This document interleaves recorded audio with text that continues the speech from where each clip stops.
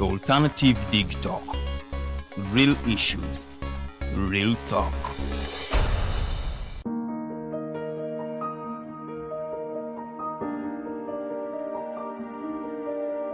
The Uganda National Museum, a place where unforgettable memories are created. Traditions are found and a connection to our Pearl is reinforced. It is not only a testimony to the history of our nation, but also impacts knowledge of cultural and natural heritage to the present and future generations for their enjoyment. Through a variety of activities and exhibitions, we gather to discover our traditions and create new ones. The Uganda Museum is our country's cultural icon that makes it accessible for the next generations to come together as our story unfolds and represents the interplay of our country's past and present.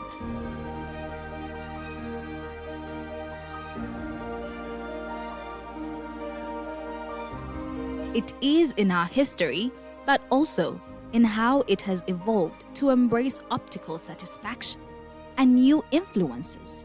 Our identity as a country is not only a moment in time, but also a journey of where we have been, where we are, and where we are going.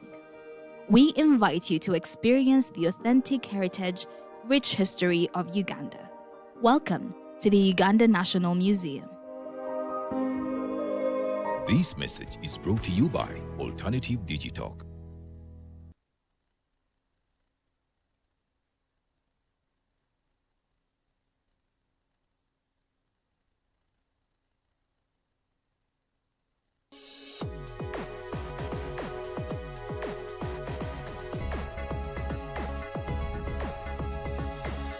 The Alternative Digitalk. Real issues, real talk.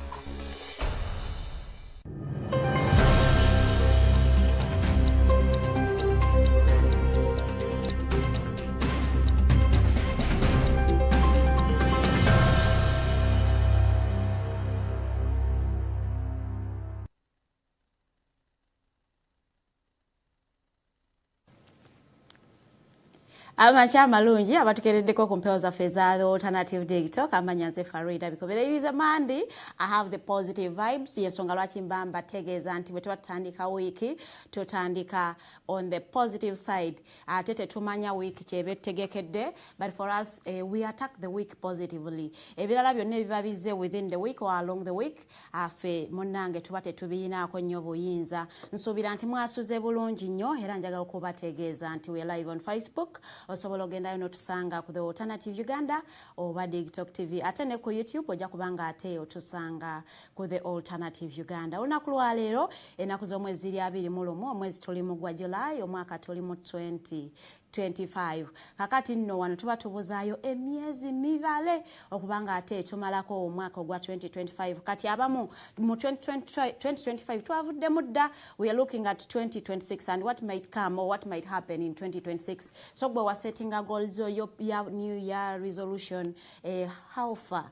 I have always come here ngambagamba nayo ba setting a new year resolution and you set plans or zozo naze was setting your goals and they're not coming out. Monange change your plans. Chusa muko biwali your settings or kola okulabanga ate you achieve your new year resolution. Yeba tebiri muku manifestinga. Chusa muko the plans inzo kubanga ate you are using the wrong tactics okulabanga ate you achieve the goals that you want to achieve. But also if you are using the same tactics that you used last year okulabanga ate you achieve 2025 goals, it is also a wrong way of attacking the year. So okubanga ate tuchusa muko so okubanga ate ebintu ebye tu settinga munanga ate tubifuna ate ne bwoba tobifunye ate munaite wekubagizanyo. Sometimes we overdo ourselves or we overwork ourselves, but still ebintu nebigana eyo nebera nteekateeka ya Mukama. So bweba biganye we have another year coming era osobola okubanga ate you re-strategize, use new strategies ate osobola okuba nga ate ebyo nno munnange by'oluubirira oba by'oyagala osobola okuba nga ate obifuna bulungi. This early morning ngenda kuba nga ate mbawa updates ebyaliwo mu primaries za NRM ezakaggwa last week okulaba nga ate mbatambuzaamuko all over the week tunuulire primaries zino zaali zitya nga balonda ate ababaka baabwe aba parliament women MP n'ate n'aba districts.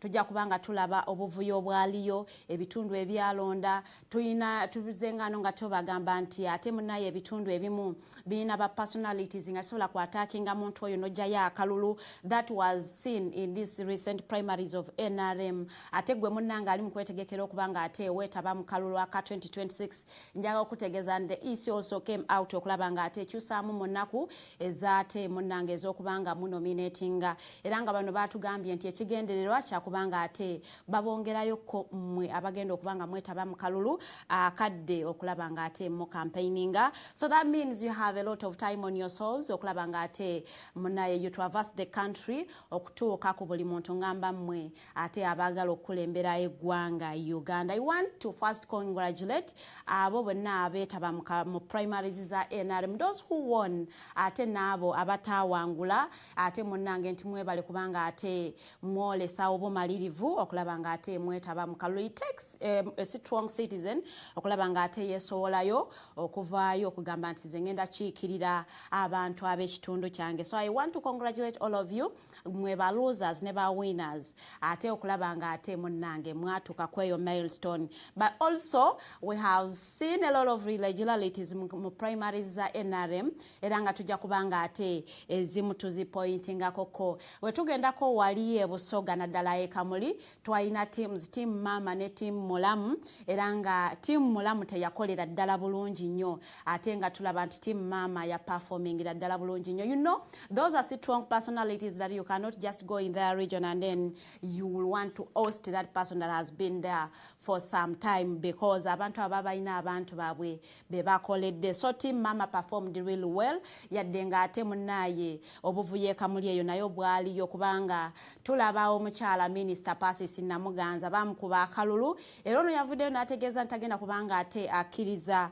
ebyo ebyavudde mu kalulu era ng'agamba nti she is not going okulaba nga ate akkiriza results era naga singa President Museveni tavaayo okulaba nga ate ayogera ku mivuyo egyali mu kalulu ako she is going to get out of the party. Agenda kubanga ate afuluma NRM yegatte ku opposition because agamba nti ate ekibiina kye tekibadde kyamazima nabwenkanya naddala mu kalulu kano ke bavuddemu aka primaries okulaba nga ate ababaka bafuna kaadi okukiikirira ekibiina mu parliament era nga tulaba nti mukana akalulu kajjeeyo ba ministers abawerera ddala 10 ate nga munaye tebafunye kaadi mu kalulu kano. What does that show? Nti kana akalulu kandibanga ate munanke tugenda mwaka 2026 the general election ejja kugirayo ddala abantu bangi nnyo. Lwaki tulaba violence asuuse in primaries za NRM? It is because the members of the NRM believe that when they have that card it is a direct ticket to parliament. Sometimes it is wrong because we have seen people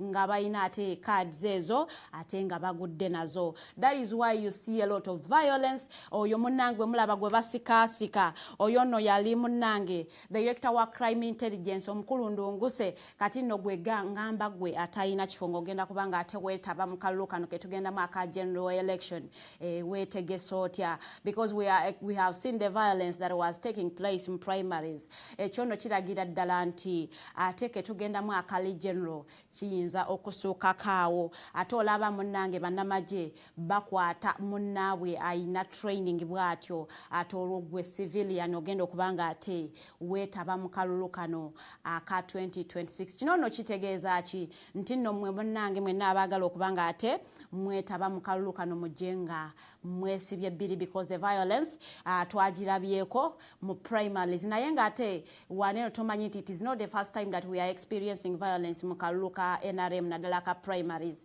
naye ate kizenga kibeerawo buli mulundi nti primaries za NRM zibeera mad with a lot of violence. That is because the members kakuba kufana kuwona nti ate munnange bwe nfuna kaadi ate party egenda kunsupportingayo ne million 3 okubanga ntandika campaigns zange. So sometimes it is also nti ate ate president agenda kujja mu kitundu kyange campaigning record. That makes it easier for someone okubanga ate ayingira parliament. It is why we see a lot of violence. Kati bwe tugendako emiyaga ate munnange eyono yatandikira ddala okubeera violence ew'amaanyi nga tetunagenda namukulonda. Omukulu Theodore Ssekikubo nga buli wabeera ate enkambi ye nesisinkana eya General Rwashande ng'ate giba miwunyo myerere naye ng'ate twalabye nti ate omukulu Theodore Ssekikubo teyaweereddwa kaadi eno nga yawanguddwa omukulu General Rwashande era nga twalabyeko Rwashande nga wa speech ye ng'agamba nti abantu abamuteesemu obwesige sorry agenda kubanga ate abakiikirira bulungi nnyo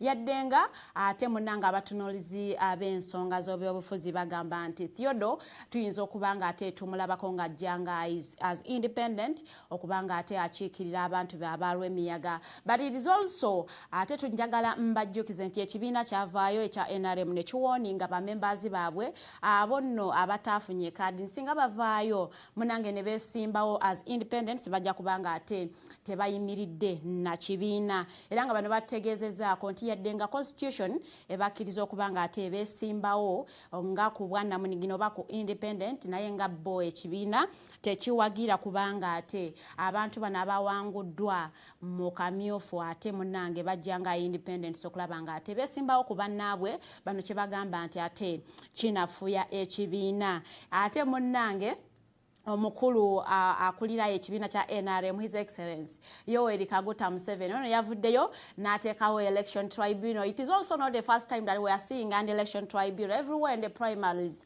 get than ate ekibiina kya NRM kiteekawo election tribunal okulaba nga ate abantu abatakkiriza na results eziba zavudde mu kulonda ate batwalayo ensonga zaabwe ne zigonjoolwa mu tribunal era tribunal nesuubirwa okubanga ate ekola ebyo emisango egyo giba gyavudde mu kalulu for 50 days era ennaku 5 bwe ziggwayo ate gwe munnange oba tokyakkirizibwa kubanga ate otwalayo omusango gwo n'okusinziira tugendako wali eri mu kibuga Hoima ate munnange omukulu eyabadde akulira akakiiko k'ebyokulonda mu kibuga Hoima eyo yalangiridde abantu ba mirundi 2 nti bonna basinze era nga twalabyeko ate nga omukulu Tanga Wodo yagamba nti ensonga ezo bagenda kubanga ate bazitereza but also twalabyeko ekigambibwa nti ono nno yandibanga ate agenda kusibibwa olw'ensonga nti ekikolwa kye yakoze kiraga nti he was influenced, maybe he was given money okulaba nga ate alangirira omuntu owokubiri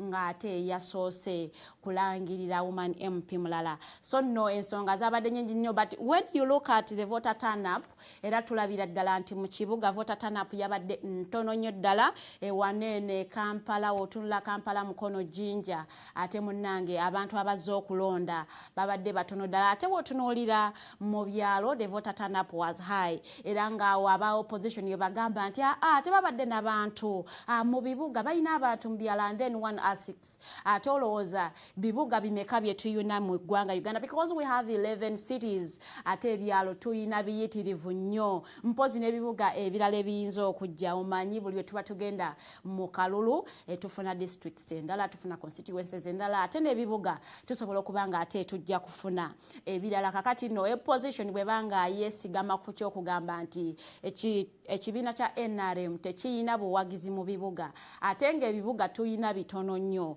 ekyo no kiragira ddala nti ekibiina kya NRM kiyina abawagizi because Uganda is made up of a lot of villages than the towns or the cities. So no ekyo no kiragira ddala nti NRM sorry abali ku ludda oluvuganya government muyina okubanga ate mukola nnyo okulaba nti ate nammwe mufuna obuwagizi mu byalo gye mugamba nti ekibiina kya NRM gye kiyina obuwagizi ate olunaku lwokutaano abakakiiko k'ebyokulonda aka electoral commission munnange bavaayo ne balangirira enkyukakyuka mu nnaku ze bagenda okubanga ate banominating amba candidates ku bifo ebyenjawulo era bano bategeeza nti wakati w'ennaku z'omwezi 16 ne 17 omwezi gwa Septemba munnange bagenda kubanga ate banominating abo abegwanyiza okubanga ate bakulembera okulembera bannaabwe ku kifo eky'omubaka wa Parliament era nga bakyusizza ennaku zino okuva mu October ne baziza mu September era nga omukulu Justice Byabaka Monono nga yakulira akakiko k'ebyokulonda neno mu ggwanga Uganda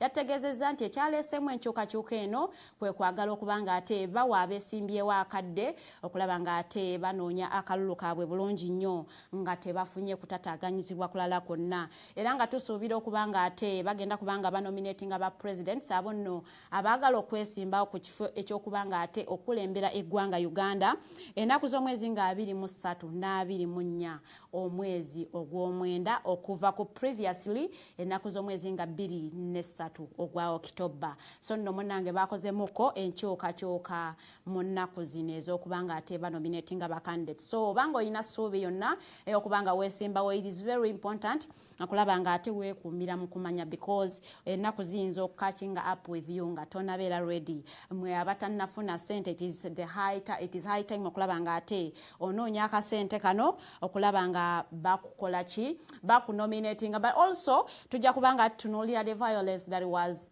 part of the NRM election twalaba wanene waffe ensambya nga eggaali as it is known nti nga munnange beeyiye mu kkubo nga banyaga ku buli muntu gwe basanze omukyalo oli ku bodo oli ku kyo bakusanga ng'oli mu motoka ng'osize nabirwamu nga bakunyakulako byonna bye basanze tujja kubanga ate tuvumirira ebikolwa bino olw'ensonga nti we wouldn't want to see Uganda ng'etekinga ate ekkubo lyerimu Somalia lyatekinga because we also want to remind you Uganda nti ebikolwa ebyo bya violence munnange bw'obanga oyagala kubanga ate olaga government toli musanyufu binyigiriza munno ate naye government gy'olwanyisa gwenyigiriza so it is not as good okubanga ate wenyigira mu bikolwa bino ebya violence kubanga binyigiriza your fellow citizen atayinaako kakwate konna ku munnange gwe kyakulemesa okufuna omulimu so twagala okuvumirira ebikolwa bino ebya violence nese kuvumirira ate waggulu nnyo era nga twagala okukolinga out abantu abali responsible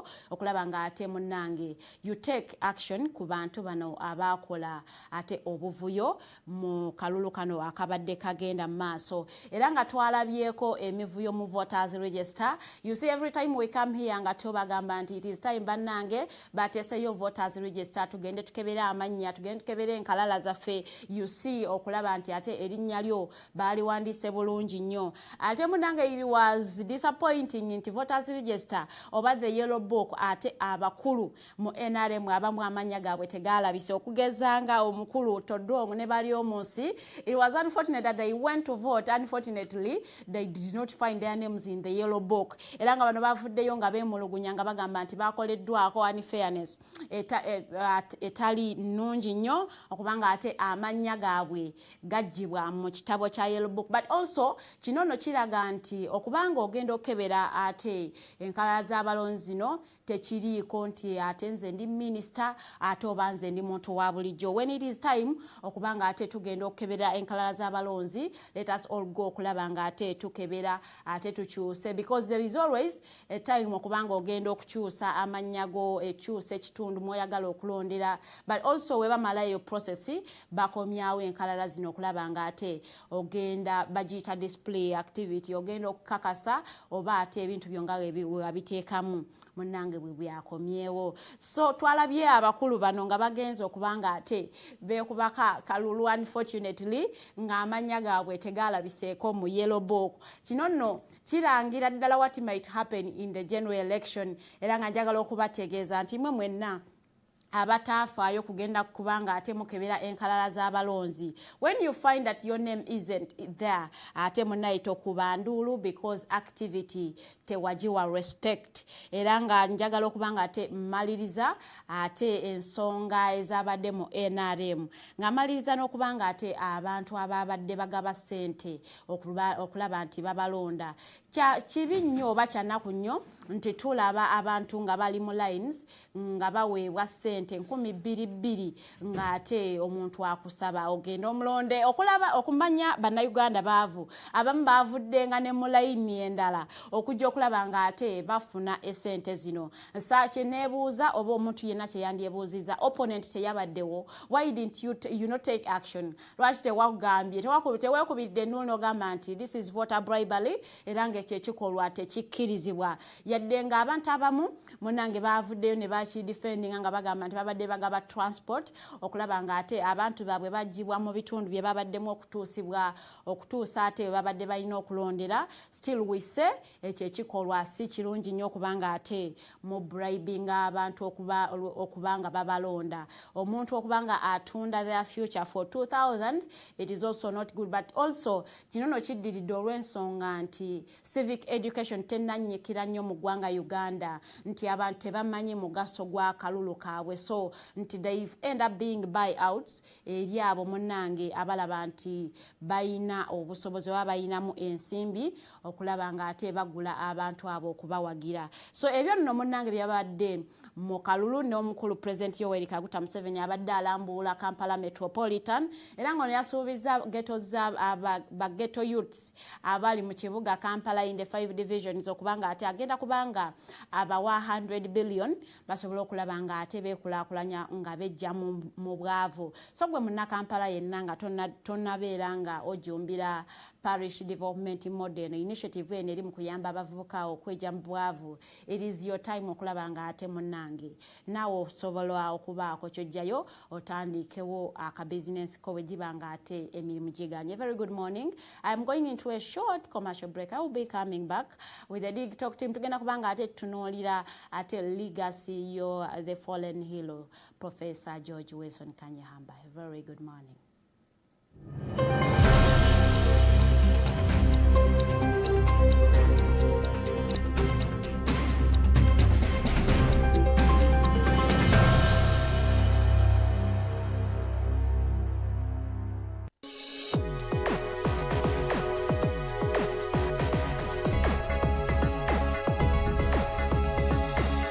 The Alternative Digitalk.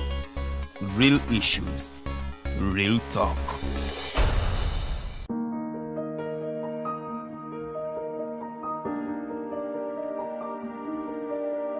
The Ugandan National Museum, a place where unforgettable memories are created. Traditions are found and a connection to our Pearl is reinforced.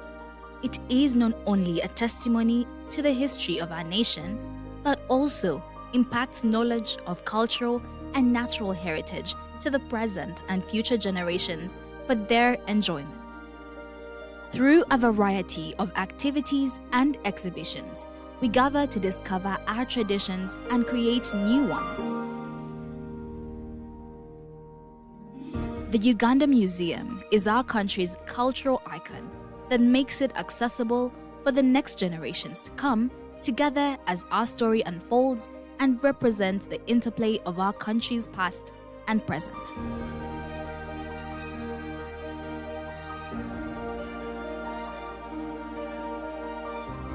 It is in our history, but also in how it has evolved to embrace optical satisfaction and new influences.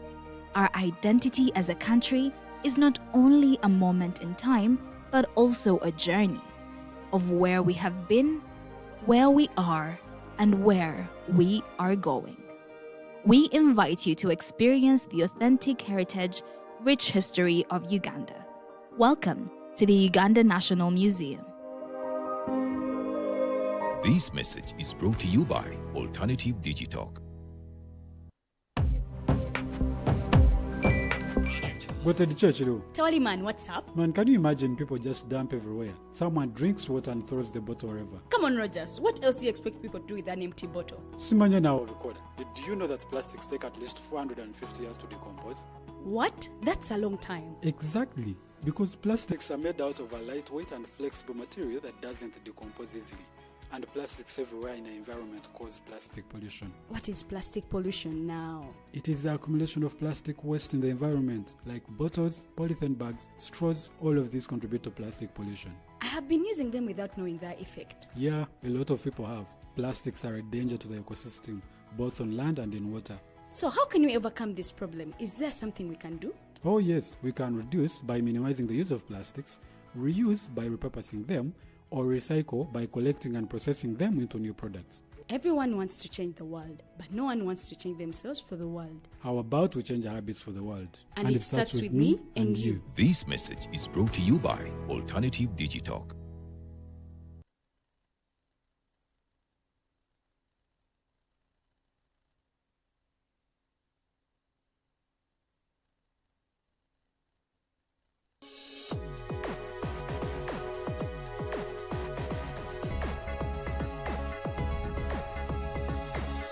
The Alternative Digitalk. Real issues, real talk.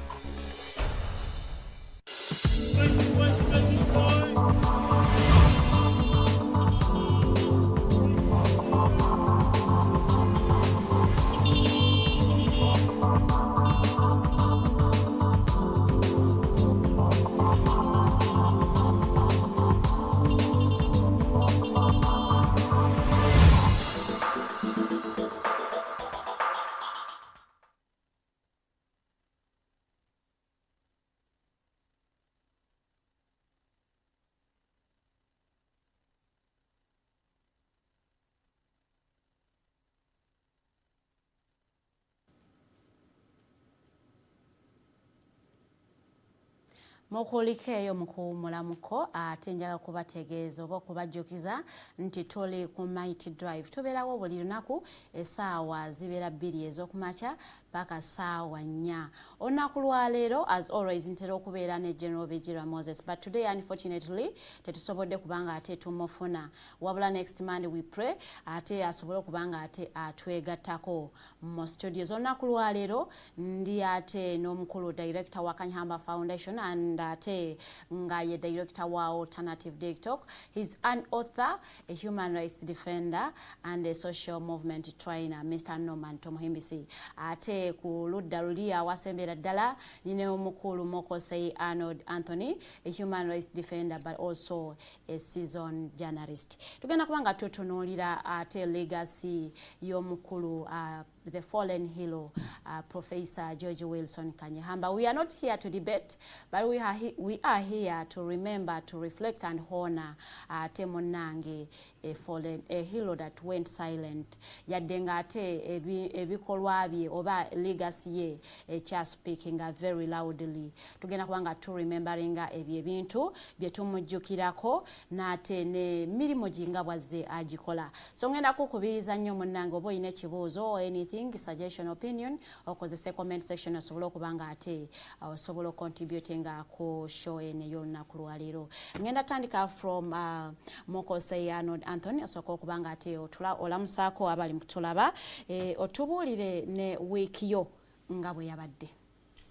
Mulabi waffe omulungi tukwebaza era tukwaniriza olunaku oba mukyagala leero. Abona gy'osinzidde wasiza otya wasiibye otya akawungeezi akalungi kulikayo kubanga kyemanyi eno video oba video girabira mu nsi ez'enjawulo time zone za njawulo sinakindi oyinza okubanga ogenda okulaba nga tuvuddeyo nga teri live ng'olaba eri uploaded. So wena wooli tukwebaza okubanga oba oli awo twegasseeko. Gwe wena afunye ebirungi twebaza Katonda olw'okuba nti Katonda akusobozesezza okubifuna naawe ayita mu mbeera okusomoozebwa. Tukkiriza Katonda nti byonna yaba biteeseteese. Nze Mukose Arnold Anthony nga mubejja wabagambye. Kituufu weekend eno wiiki ebaddemu ebintu ebyenjawulo bingi.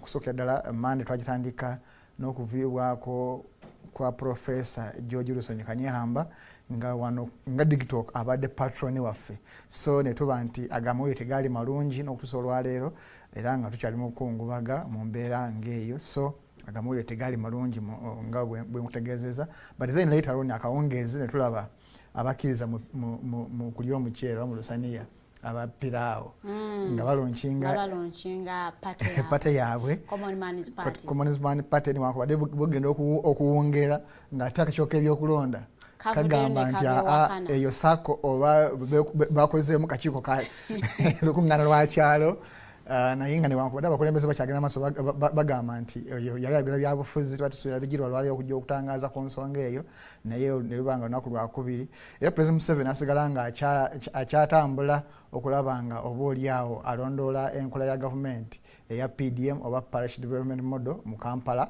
nga wiiki eweddeko ng'amaze division zonna ez'e Kampala nga yawunzise ne Kampala Central Ekololo so wiiki bwe tunetambula mu wiiki y'emu eno ne tulaba nga emivuyo akalibadde ng'akalulu ak'emirembe kagenza okuwunzika nga kajjudde emivuyo newankubadde abamu ku bakulu mu NRM bagamba nti emivuyo gino gyabadde mitono nnyo naye okusinziira ku mugenzi Profesa George Wilson Kanyeihamba yagamba nti mu demokrasiya newabeera muntu omu nga yalemeseddwa okulonda mu bulungi kiba kitegeeza akalulu ako si ka mazima na bwenkanya n'agamba nti kye bayita free and fair kwe kubanga waliwo embeera eraga nti kale tekatuukiridde naye ebintu ng'emivuyo okugulirira okuba abantu okulemesa omuntu okulonda tebiriiwo alesi kabube mu mbeera ng'oli jasi yemulugunya nti oba oli awo tebamuwadde budde omala campaigninga biki naye nga wano mu exercise wane awasigadde okulonda nga tewali muntu yemulugunya nti yalonze oba bamukubye ng'agenda okulonda oba baguze omulonzi we eyabadde agenda okumulonda so nekiba nti akalulu ako tekabadde kamazima nabwenkanya bwogerageranya n'abantu abakubiddwa n'okutusolwalira constituency ezimu tezinalangirira so kati nga weebuuza bwe kiba nga kabadde kalungi lwaki constituency ezimu tezinalangirira era nga omuntu yeebuuza lwaki NRM erina ssente ne state resources zekozesa okuba nga bakyagenda kalulu ak'okusima mugongo era nga tebasobola lwaki tebakoppa NUP at least awamu abasoboka bakole consensus awamu bacandidates batuule berondemu than omuntu wa bulijjo okubonaabona n'okuba nti omusayi gukyayiika mu mwaka guno myaka 4 nga muli kulembeze nalabe ne bannamawulire abajaganyiza nga President Museveni abasuubiza obukadde obusatu nga langira nti babawo obukadde busatu ababadde batambula naye ku trail nendaba neŋŋamba nga tuli bubi nnyo bwe kiba nti bakusuubiza obukadde busatu n'okuba embuutu n'okyakya nebanekkamera n'ofukamira embeera sigambye nti kibi okufuna ssente kubanga nesente zibaweebwa zamibwa musolo bali entitled ng'abantu abalala bonna bafuna gift ewafuwa President Museveni nesibalinaako buzibu omuntu yenna okurecevinga ekirabo okuva wa mukulembeze w'eggwanga naye ntunuulira excitement gye baba nayo ng'eraga nti amazima obwavu buli mu boni marrow. Okay, thank you so much Mr. Mukose and Anthony. Ayogedde ku nsonga y'okubanga ate abantu balayininga apu mu mugongo naye njawo kujokiza nti abakungu mu kibiina kya NRM bagamba nti afa abantu batusimbenga mu mugongo olw'ensonga wali eri akabokisi batobba ate be bamu abavudde ne bagamba nti ate kubba okusimba mu mugongo ate munnaye kutubbisa omuntu abalamu omuntu omu abantu basatu n'abalamu omu nti omu babiri omu n'ababuuka so ebintu bya wano e Uganda munnange bizibu nnyo okutegeera ngenda kubanga nzira ewa Mr. Norman Tomohemse. Abatulaba mbalamusizza omanyi kabadde nga kalombolombo ka ano dokutandika ne simanga ekisekese kitakola no kubanga abuzaako kyabazinga bwabwangwa na nono kati olusoga lutera okukyala naye kati simanyi ate nakisekese simanyanga nsobola okuyita ye naye nga eri nteekateeka ndala nga mu mbeje yagirese simanyanga abasoga nseete era n'abamalayo naye ebyo nawe osobola okubuuzaako kubeewamwe mu Lunyankole tetumuyina nanti kati ffe yandibadde nga kyabazinga mumulina tetumuyina ffe gwe tuyina yeewaŋŋamya ku ntebe eyo bamanyi jajja mwami y'omugabe bwe bagamba naye by and large abatulaba bamwe bali nnyo okuba nti mutwekumiddeko leero Monday last Monday saawa mu kitundu Justice Kanyeihamba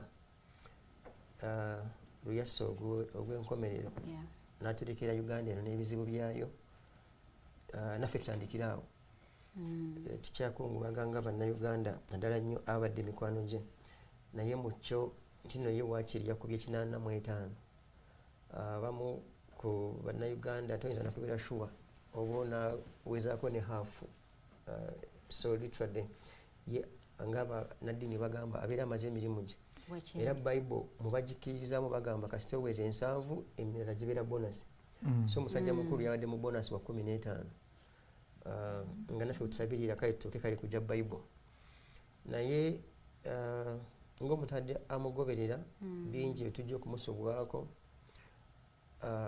bingi nga tunagendanga tudiscussinga of course si show eno yokka ne other platforms endala tujja kwatongera okulambulula from point A to point B kyenina okutereezaamu at a personal level nti siyinza kujaguza myaka gye 85 kubanga ejjo gyonna saayimumanya myaka 85 nze mba nina kujaguzaako gye namumanya the 7 years that closest working together as a friend and as an idol a person I consider as an idol kati jo giri nenjirekera abalala ate nabo tebaliiwo kubanga teri muntu ayinza kukumanya from day 1 to myaka 96 abamu bafa ne banga bategeddeko ekyo abamu bakufaako gwe nibasigala kukyali mulamu ne babeera bazaddebo you may not omuzadde yandibadde omulungi okucelebrating emyaka gyo from 0 to when you die naye ate bwakusooka okufa aba takyakucelebrating emyaka egyo waliwo gyomulekerawo mu bbanga so but also having been a student of law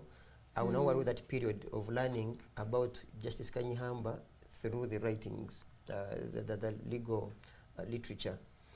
Then this personal connection with him under the foundation, also as a friend, also as a media personality, interviewing him, where he would share more than any other person could have shared. And I should equally chest thump is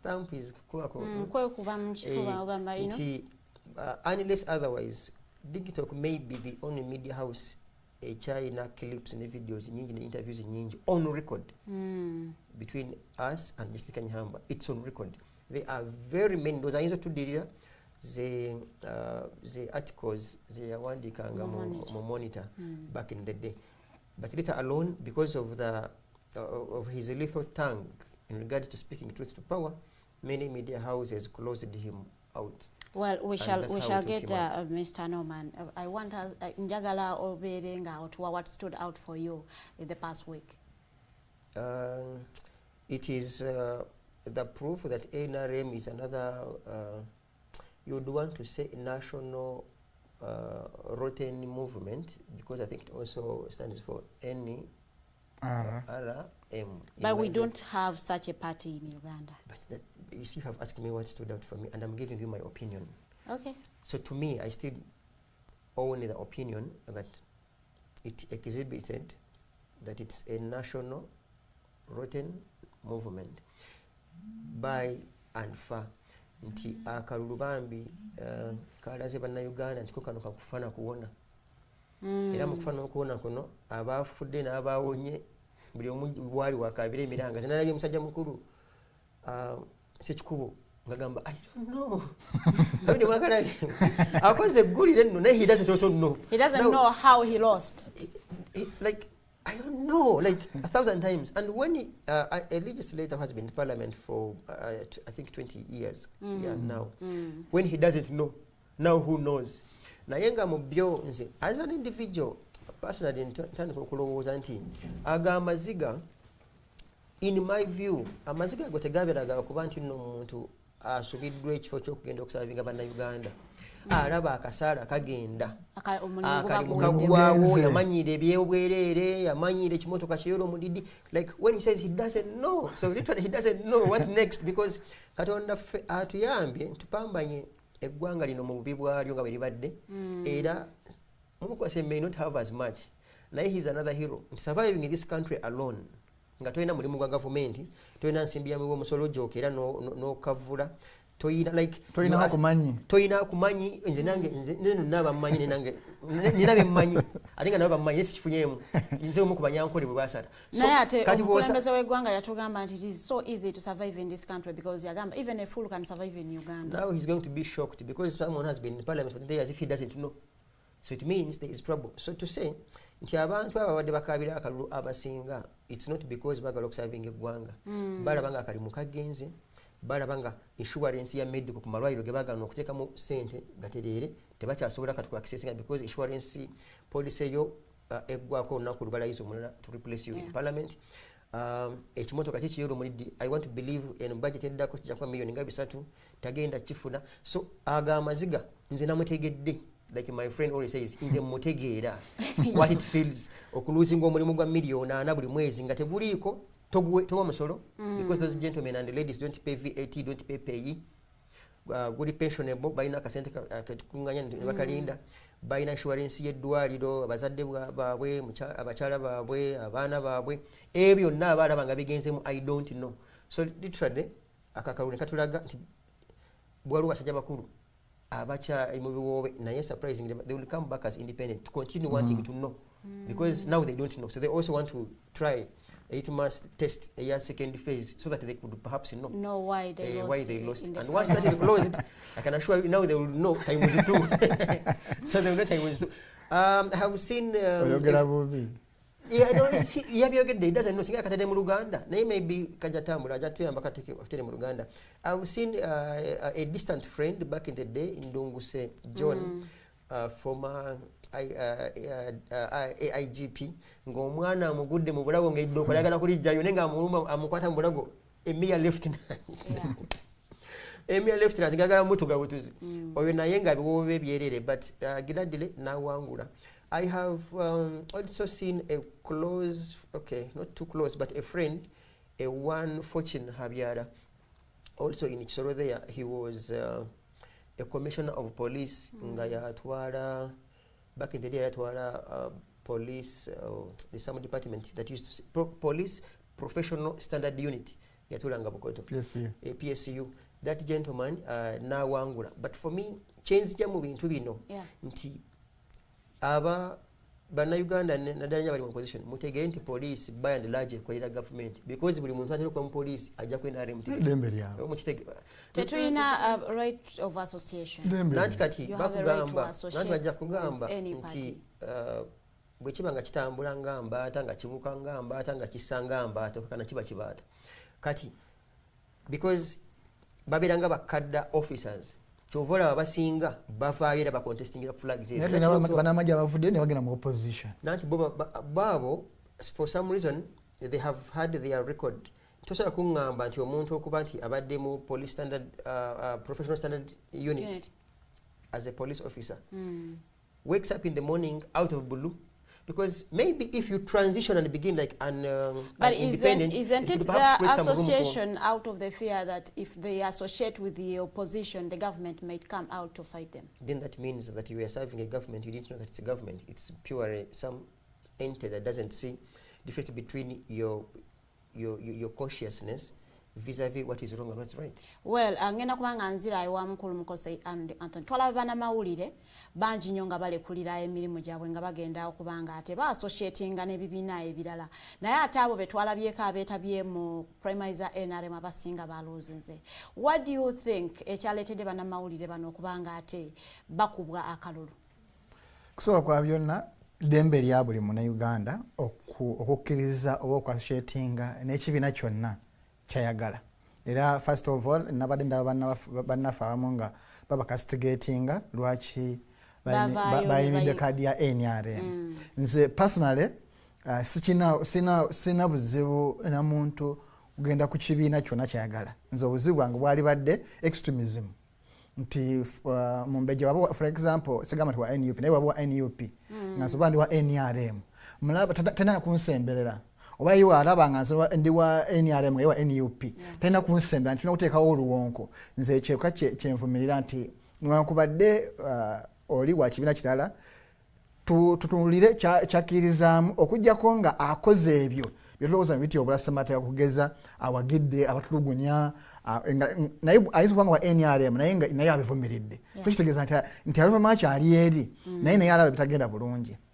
Naye back to kibuzo kyombuuzizza akusaba kwa byonna bannamawulire abasinga tugenda tubeera ku mikutu wano ne twogera nnyo oluzungu ne tulufuuwa ne tukwata X oba Facebook oba TikTok ne tulowooza nti n'abalonzi baffe ground emayogeeri ya kasitayime batumanyi era batulaba bye twogera babitegeera nti wegendereza nnyo nti munnamawulire katugeze nga nganzi w'ebusoga emayuge nga nkola ku radio y'ejjinja ng'etuuka ebusoga ku kyalo kyange nkola impact okusinga mu mbejja bikobere ali ku TV y'e Kampala oba ku radio y'e Kampala nerooza ndi w'amaanyi ennyo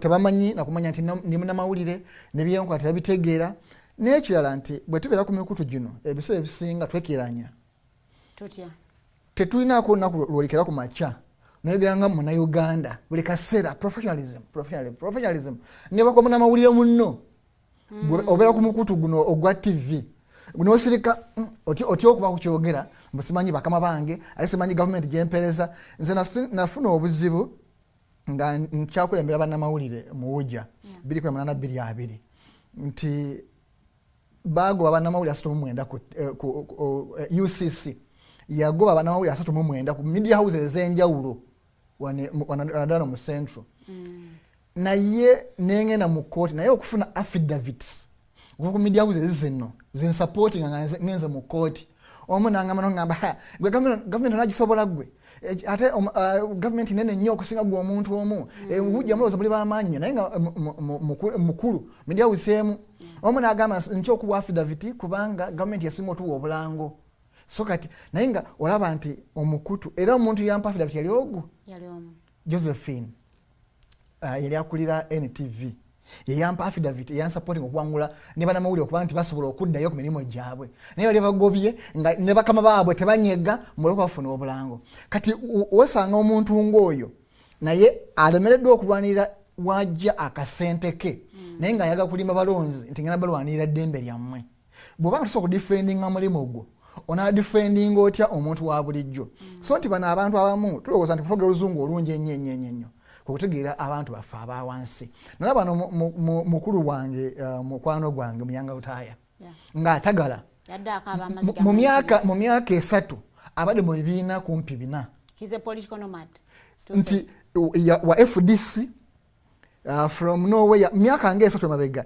yali atambula nnyo ne Dr. Kiza Besigye ngenda okulaba asaze ekkubo agenze mu Piraawo Piero Uratha ngenza okulaba avuddeyo nti ate ngenze mu NRM you can't tosobola kubanga mu Busiraamu nga tonnawonna tayiri nayagala yaziine kati ye yabadde yakanyira mu NRM nayagala ategeerere ab'ebulamuugi aba NRM so nti naffe bannamawulire tulabe kulowooza nti abantu bano tujja bategeerera abantu bano tubabeeremu tutegere kye baagala so si kuva Kampala n'endowooza y'e Kampala tugitwale ground nina munnamawulire omu sister wange Bagaya ye abadde ali ku Twitter posters ze zonna za ba Jaden naye nga neolabira nti abantu bengendamu bafaanana batya ayinza okuba nga yabadde ne posters ku ground olaba bakugamba nti bw'ogende Greece bw'ogende Buyonaani weeyise nga Abayonaani bw'ogende Bulyambwa naawe yiga okulya embwa bw'oba munnamawulire ate bannamawulire bali badde abantu abategera ebintu bino nti ife mu investigative bw'ogenda okuinvestigating oba okubega bamalaaya make sure nawe olina okufuuka ekyo either oba omusajja olina okugula bamalaaya oba mukazi nawe olina okwetunda okusobola okufuna information eyo so nti bw'otasobola kwefuula munakyalo n'ogenda olugezigezi lw'e Kampala bajja kudisciplining. Well, thank you so much. But also, Mr. Arnold, I want to say that we are in a digital era, so it is okay for people to use digital tools to campaign. If so, it impacts them. Olina okumanya abantu bo kye baagala yensonga kyo bannabyabufuzi abasinga agenda asima ttooyi so akuba nti akyagala naye nagwa mu kinyata mu ntaana nasima n'abakyalo entaana so akuba okutuleetera bannabyabufuzi abatamanyi their roles and responsibilities nze nina babaka bemumanyi nga ku parliament bakola ne ground bakola ffe kubaana b'e Kampala nze omulonzi kasi omanyi omulonzi kyayagala bw'obanga olina okulondayo ebintu ebi either ogenda kubakiikirira Kampala oba ne kubakiikirira ku ground kati bw'oba tasobola kumanya dynamics z'abalonzi bo bwe obuzibu basanze nti ow'e Kampala Ssemujju yamanyi kye baagala tebasema ntaana naye bamumatira kubanga bamusinga kukola ki kwogera kati nti owe wange Ebunya East watasobola kwogera ajja kuyita mu Ssemujju ayogera atuuse endowooza ye naye bw'anaddayo ku ground abajo mulonzi wamanyi kye baagala kubafumya mukyere ebintu tuwe bityo bo be balonzi bakola ki kye baagala. Thank you so much, but I also want to caution abalonzi nti mwina okumanya emigaso gy'abantu bemutuma naddala ku bifo ebyenjawulo. Tojja suubira member wa parliament ate ajje ku mukolo gw'olwokuba omwana wa ayanjula nti you think those are the roles and responsibilities of the member of parliament. So twetaaga okuba nga ate tumanyisa abantu bano obuvunaanyizibwa bw'abakulembeze baabwe be bagenda okulonda naddala tuli mu electoral process oba mu electoral season.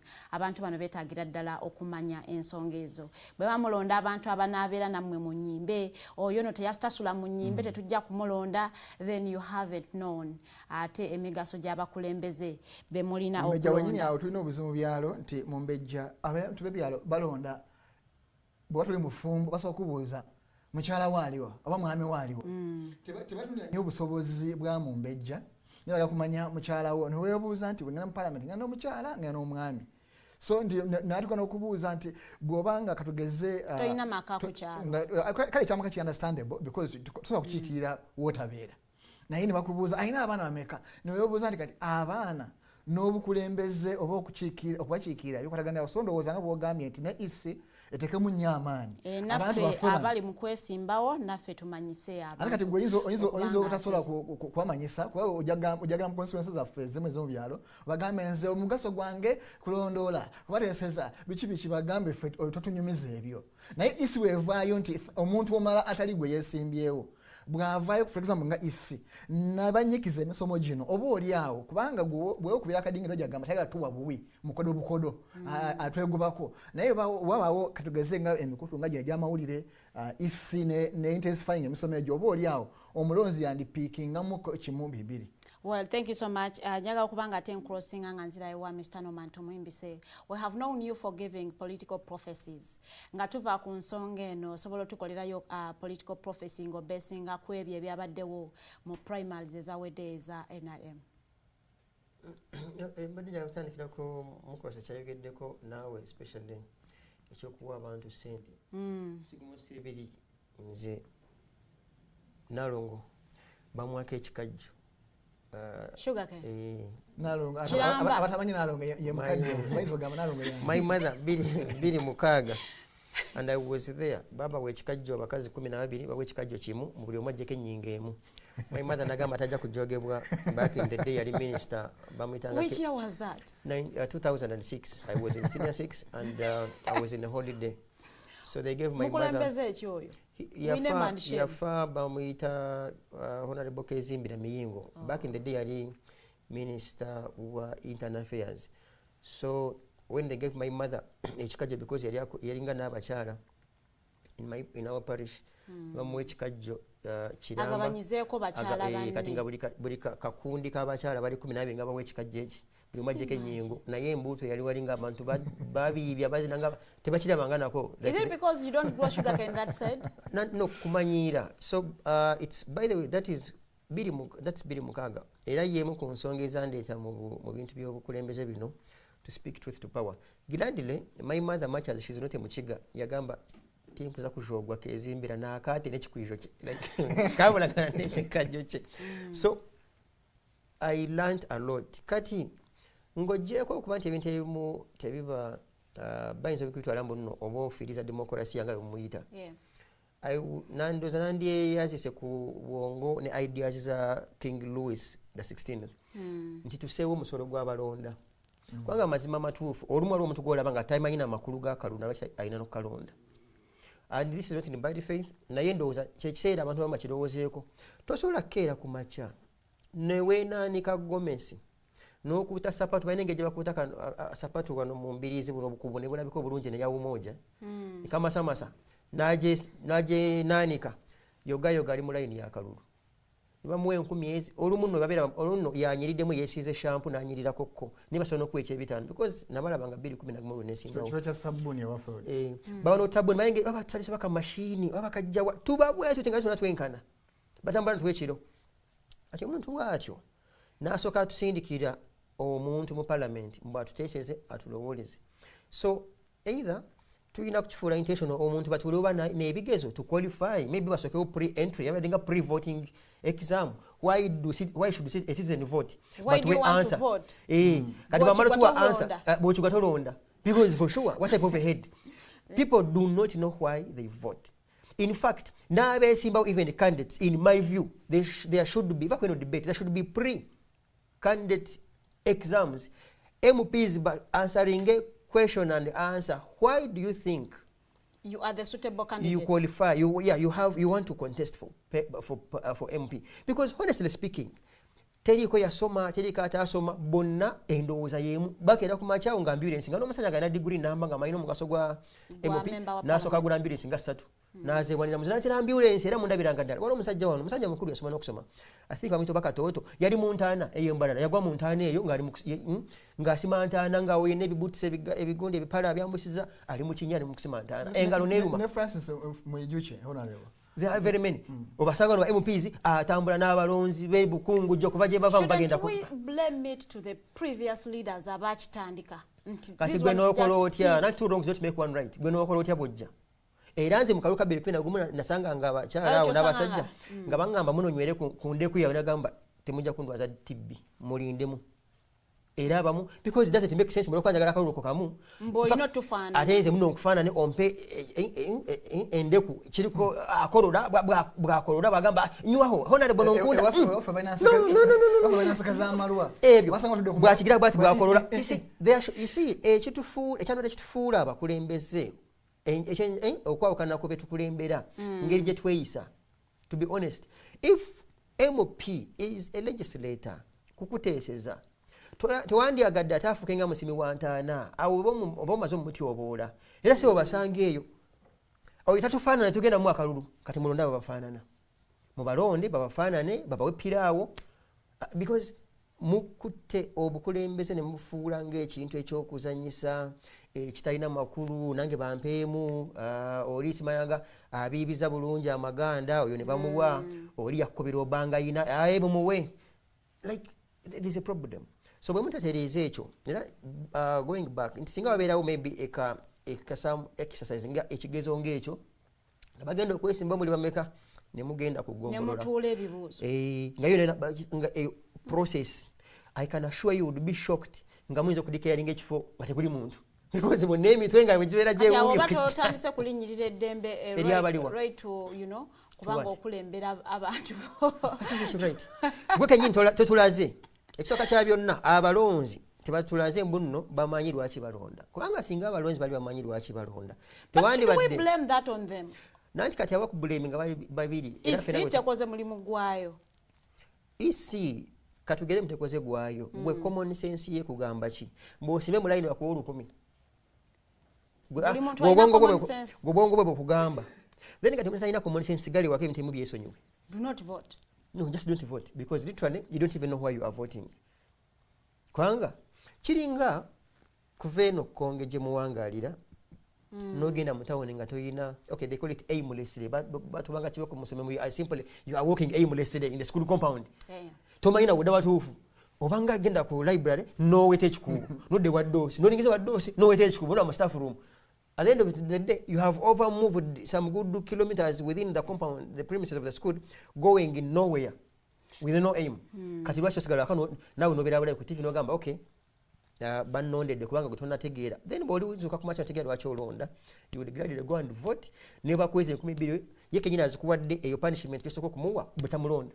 But also to remind you, Mr. Norman, nti bannayuganda tetuleme banenya nnyo okubanga bakwata 2,000 kubanga watugamba wano nti the poverty that is in Uganda it is intentional okubanga bakumira bannayuganda mu bwavu. Nti bubandi badde obusungu obwo bw'okozesa sente zaabwe n'ozigaana n'olonda ab'omugaso ebenga punishment gy'owa bali abakumidde mu bunaku. In fact obusina bwavu obunnaku ne bw'oma kitegeeza omukazi w'abaana 5 pozi omukazi tabeera namaka kale katukitwaliraawo namaka kambo ekigambo ekipya mu Luganda namaka ne semaka musajja mukulu atuludde enviri ziri eno mu nkoto bamuwe 2,000 ne yebaza nakwita honorable then nosimba line noga nomulonda literally you don't qualify to vote. Ate Mumbejja wenyini awo ku nsonga ya mukulu Norman nti bw'otunulira ffe abalonzi mu byalo abawereza e Kampala abaka abatufaanana abatusemera entaana abatufumbira mukyere ogwo bwe tutuuka e Kampala ate twegomba ababaka nga Asemoju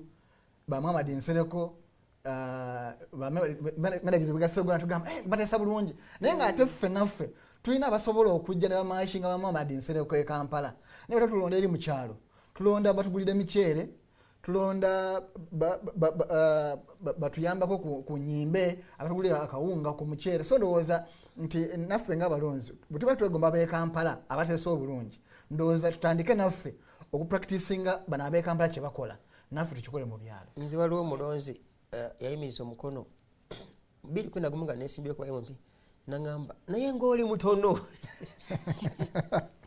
no for sure such a head ye mu byonna byalaba oyogedde bulungi biki wasn't it your responsibility no okumumanyisa nti obukulembeze tebuba kugambye yakugambye amayibo bati batuyita oyogedde bulungi nnyo tetukulabanga biki amu yasooka nangamba muno nzijidde mu kalambi because naliwa FDC and IPC at the time omuzinda lwagwa omwana agamba oyogedde bulungi ne mwana waffe ng'oli mutono abasajja eringa babeera b'amaanyi ne mbuuza nnyabo basitula yinjini eyo gyabeera waliyo gundi waliyo jimu so if myaka emeka and it's the same those are very good years I think around 15 years ebebo you get musimangu ya tukibidde oli misi agamba abamuwe kati atali misi tebagenda mu kivudu so bwe tuteefumiitiriza ffe nga bannayuganda wajja kubaayo ba crusaders nganzi n'abalala tugambe abalonzi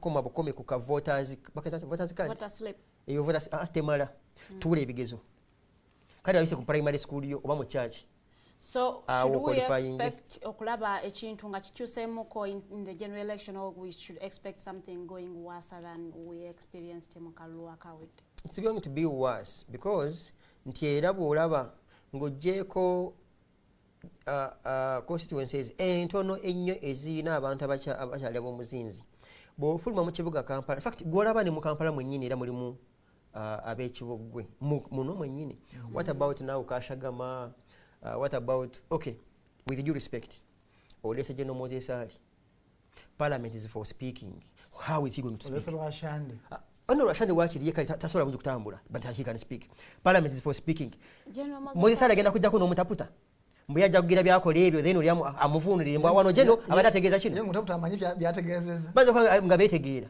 naye tell me bagenda kujja babiri you see people with due respect tuwe kugwanga ine ekitiibwa tuleme kubanga tuleme kati tukyaswala tweswaza bweswaza nti baana bato degrees lyawe West Nile nyingi zabadde simbi line nga zinonyo naye nga bakimanyi nti parliament tewaliwo ogenda n'obonero kubanga n'obonero tasobola bukozesa kati yagenda kwogera if parliament is for speaking.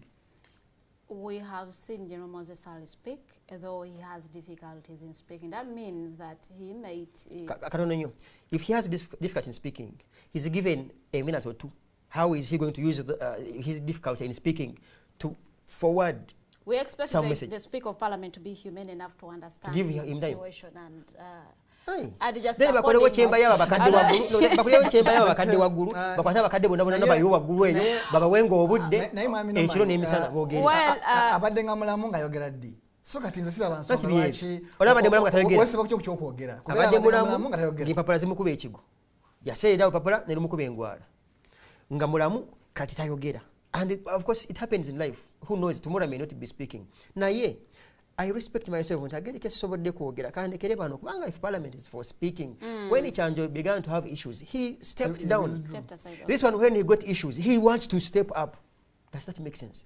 Well, ayinza okubanga atayogera naye ng'akola ng'ajja kwogera by January akola oversight role asakira constituency ye so ndowooza y'ensonga lwaki abalonzi basazeewo bamutwastinga because Farido wagidde obusiraamu mpozi oli Farida no I am not siri mulonzi we but I am just nsonga ya busiraamu kati okuba ekikokola nsonga ya busiraamu binge Farida binge Ali tugendera bwana oversight role gyagamba mbeye gyagamba wetakisa report unakwata report ngamba ku nsonga eyo ey'ebyobufuzi tutunuulire legacy and the works of the late now Professor George Wilson Kanyeihamba twagala okubanga ate tutunuulira butya mmwe abakulu ababiri bwe mujjukira omukulu oyo. So I'm going to begin with Mr. Norman. How do you know Professor George Wilson Kanyeihamba personally and intellectually?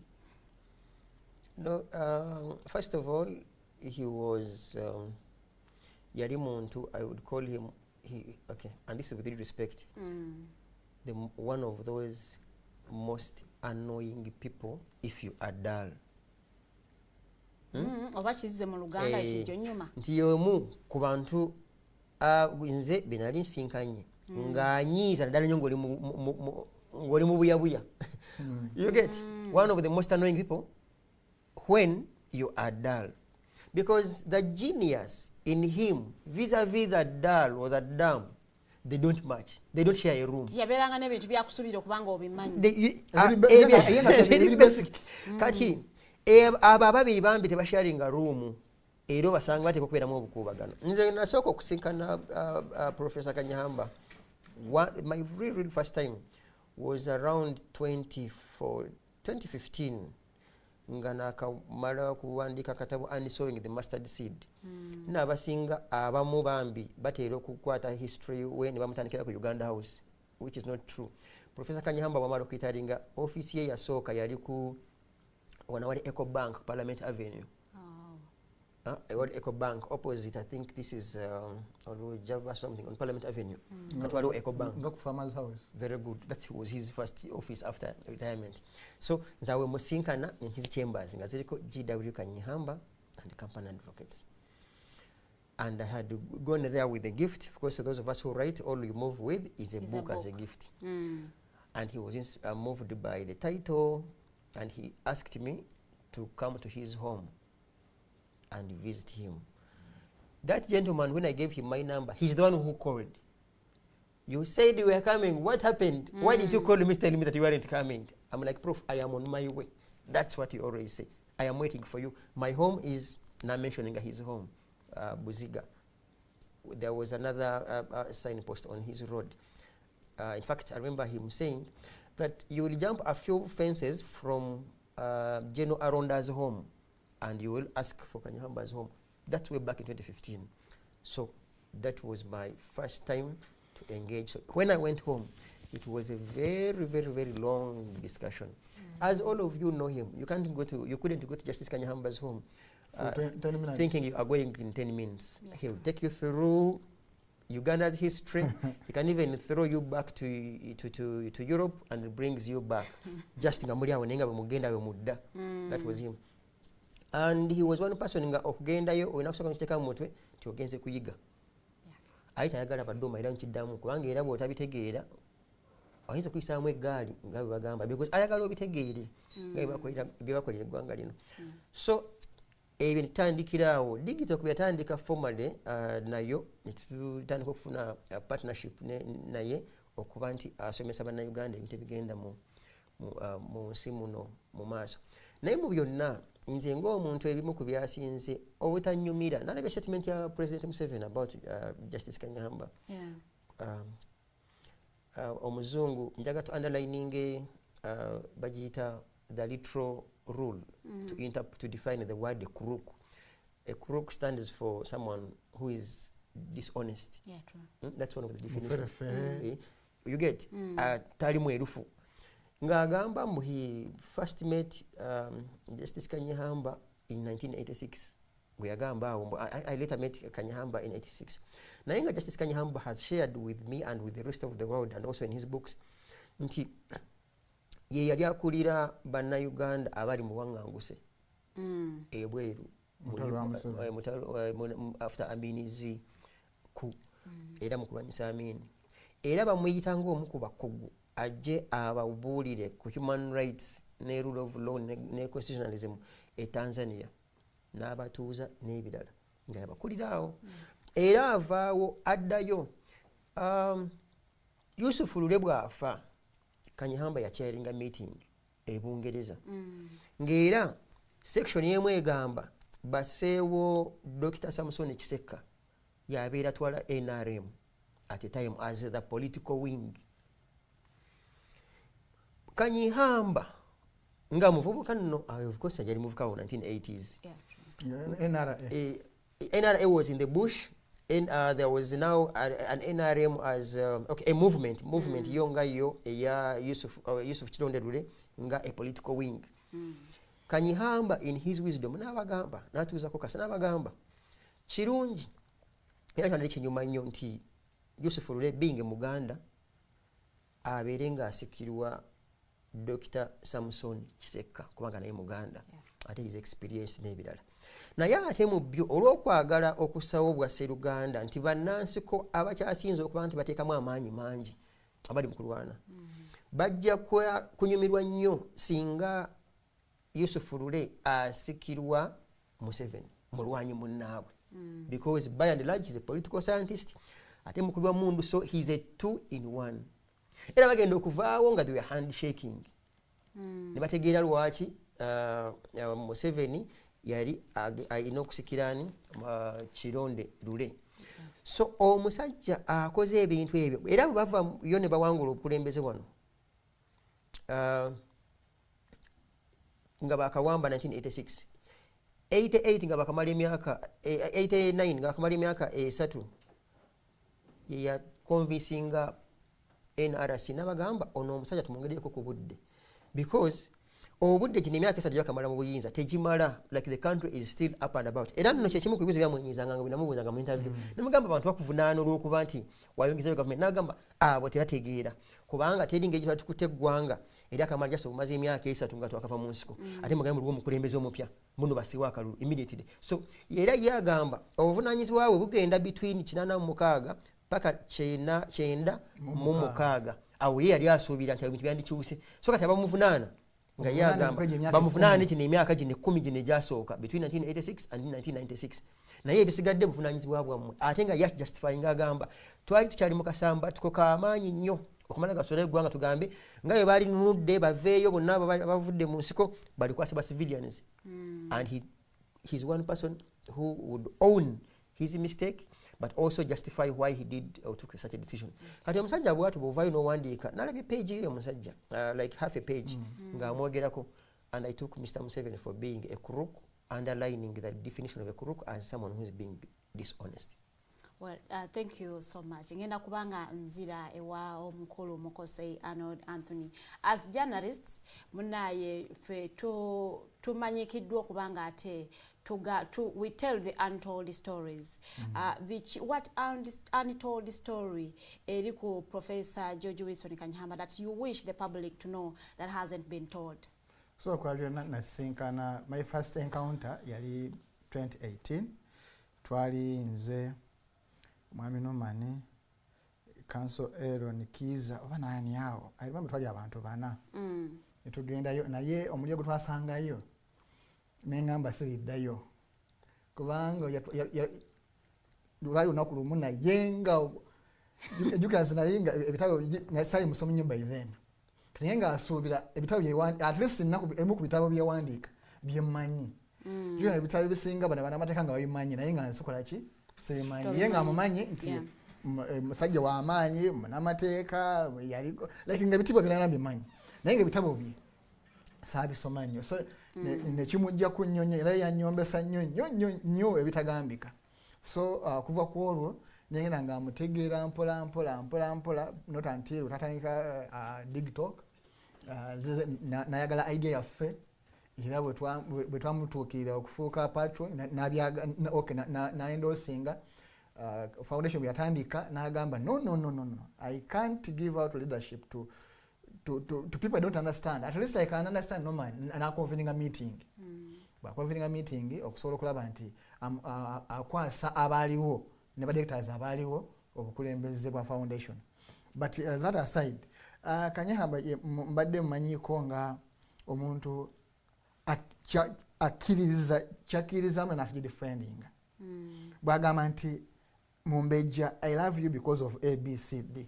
Ne bw'olikola ensobi ajagamba you did that mistake and I condemn you, but nonetheless I still because of ABCD nkyakukkirizaamu okyasobola okukola obulungi ekimu. Ekyokubiri abadde omuntu akwata obudde bw'omugamba nti we are meeting at 10 a.m.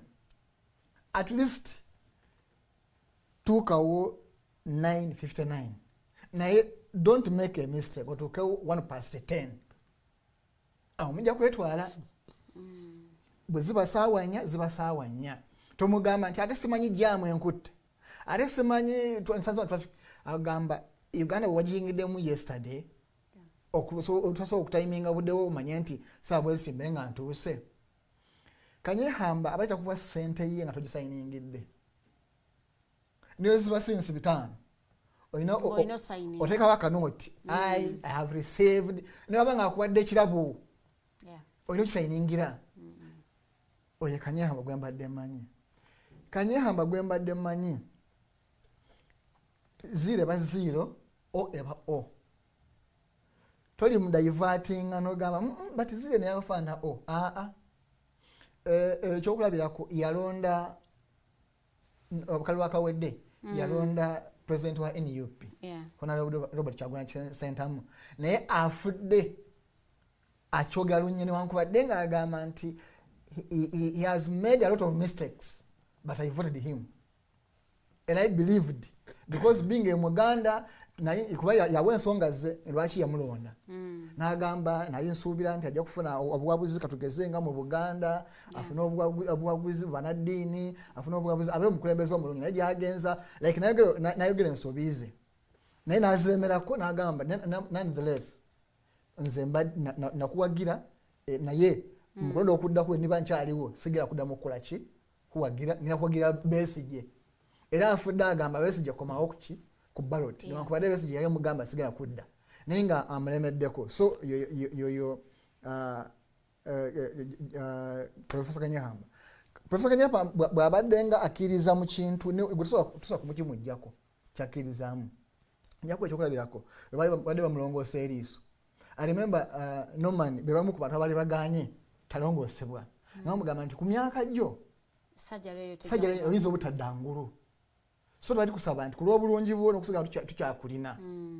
Wali kirese ekyo kireke kigende. Naye nga kiva ku ki yayine bano nga bamuyisaako Besigye nga tamulaba ng'awuli bw'abadde agenda mu court martial. N'abuza obugombe bwaki. Bani bamugamba twatwala mukwano gwo Besigye ava mu court martial. N'agamba sisobola kubanga bampisako Besigye nga sobola mulaba. Muntwale banongoosa amaaso ndabe justice ezo zibatadde ku Besigye nzabe maaso ku maaso. Bani ne bamulemerako banota nti n'agamba mukola appointment ne badokita. Era bw'atyo musajja watu n'agenda n'amulongoosa eriiso era n'akola ki n'akomawo ng'alaba nti ayina ebintu ye muntu gw'obadde osinka n'otamuviirako awo si financial but ebigambo munyumya naye n'oba ng'oli musiru asembayo olina ky'opiikingako ye muntu abadde atalina gw'atya. Oba president oba oliani bw'okola ensobi ate abadde asoma amawulire ng'ali up to date. Gwe tulina ky'osoba mulimba abadde alaba TV. Jukira alina emizanyo alina golf draft ebyabadde naye nga bw'amala okuzanya emizanyo egyo simanyi draft chess nalaba n'emizanyo gya golf egyo mawulire ogamusomera page ku page n'ogamalayo n'atandika amawulire aga TV ng'amanyi ag'oluzungu gonna tegamuyitako. So yoyo Dr. Professor George Wilson Kanyeihamba. Abantu abatulu gwe batamanyi. Thank you so much. Omukulu oyo nga bwogenda yakutya okubuuza nnyo. How many of my books do you know? Newetotola. Blessings and joy of being who you are. What have you read in that book? Akati bwoba akwasa title ng'obuzibu busobola okuba nga ate bw'okujjira. Ngenda kubanga nzira ewa Mr. Norman Tumuhimbisi. For the past years, in his late years, mubadde very close with Professor George Wilson Kanyeihamba. Bw'otunuulira gwe nga situation nga bweri, should we say the state ebadde nga emu protecting, has the state feared him, forgotten him, oba it has respected and appreciated him? Byampuna nga bwe bagamba mu birungi si birungi nga omwana afaananye neighbor.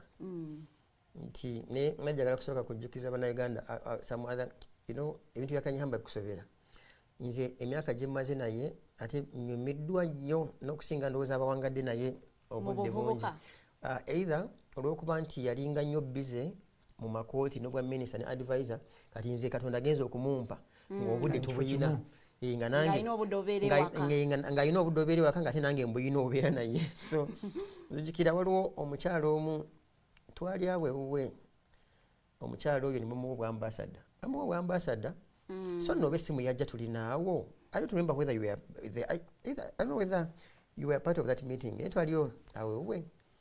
Omukyalo n'agamba sisobola the president ampisizamu nyama so agenda mu ggwanga alina okubola obwambasada.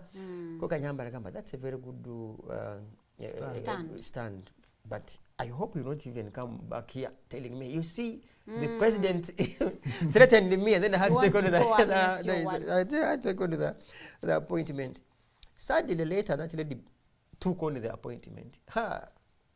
Kanyeihamba nzoga soko kubira. Didn't I tell you, weren't we here when this woman was lying to me? And you know his word. What happened to these Ugandans? And you would see, nti ayagala nnyo kale ate ne bwandi mugambye mbugenda kutwala obwambasada oba ministry. Musobola okuwaawukanawo naye ng'omubulidde mazima sekyamulumanga kumulimba. Era bali bantu babiri who are on record. Era still all these things have happened because bambi musajja watunga ebintu ebisinga surprising nga I think I should use the word kubiroopa nga abiroopa wange oba to inform me. Omu yali Amanya Mushega. Amanya Mushega mukwano gwe nnyo kuva dda. They are close friends, very close. Abasoma mawulire nga asanga muna Amanya Mushega bamwaddu ba Commissioner Minister of Education. Nankubira. Have you read this article? You look for the newspaper and read.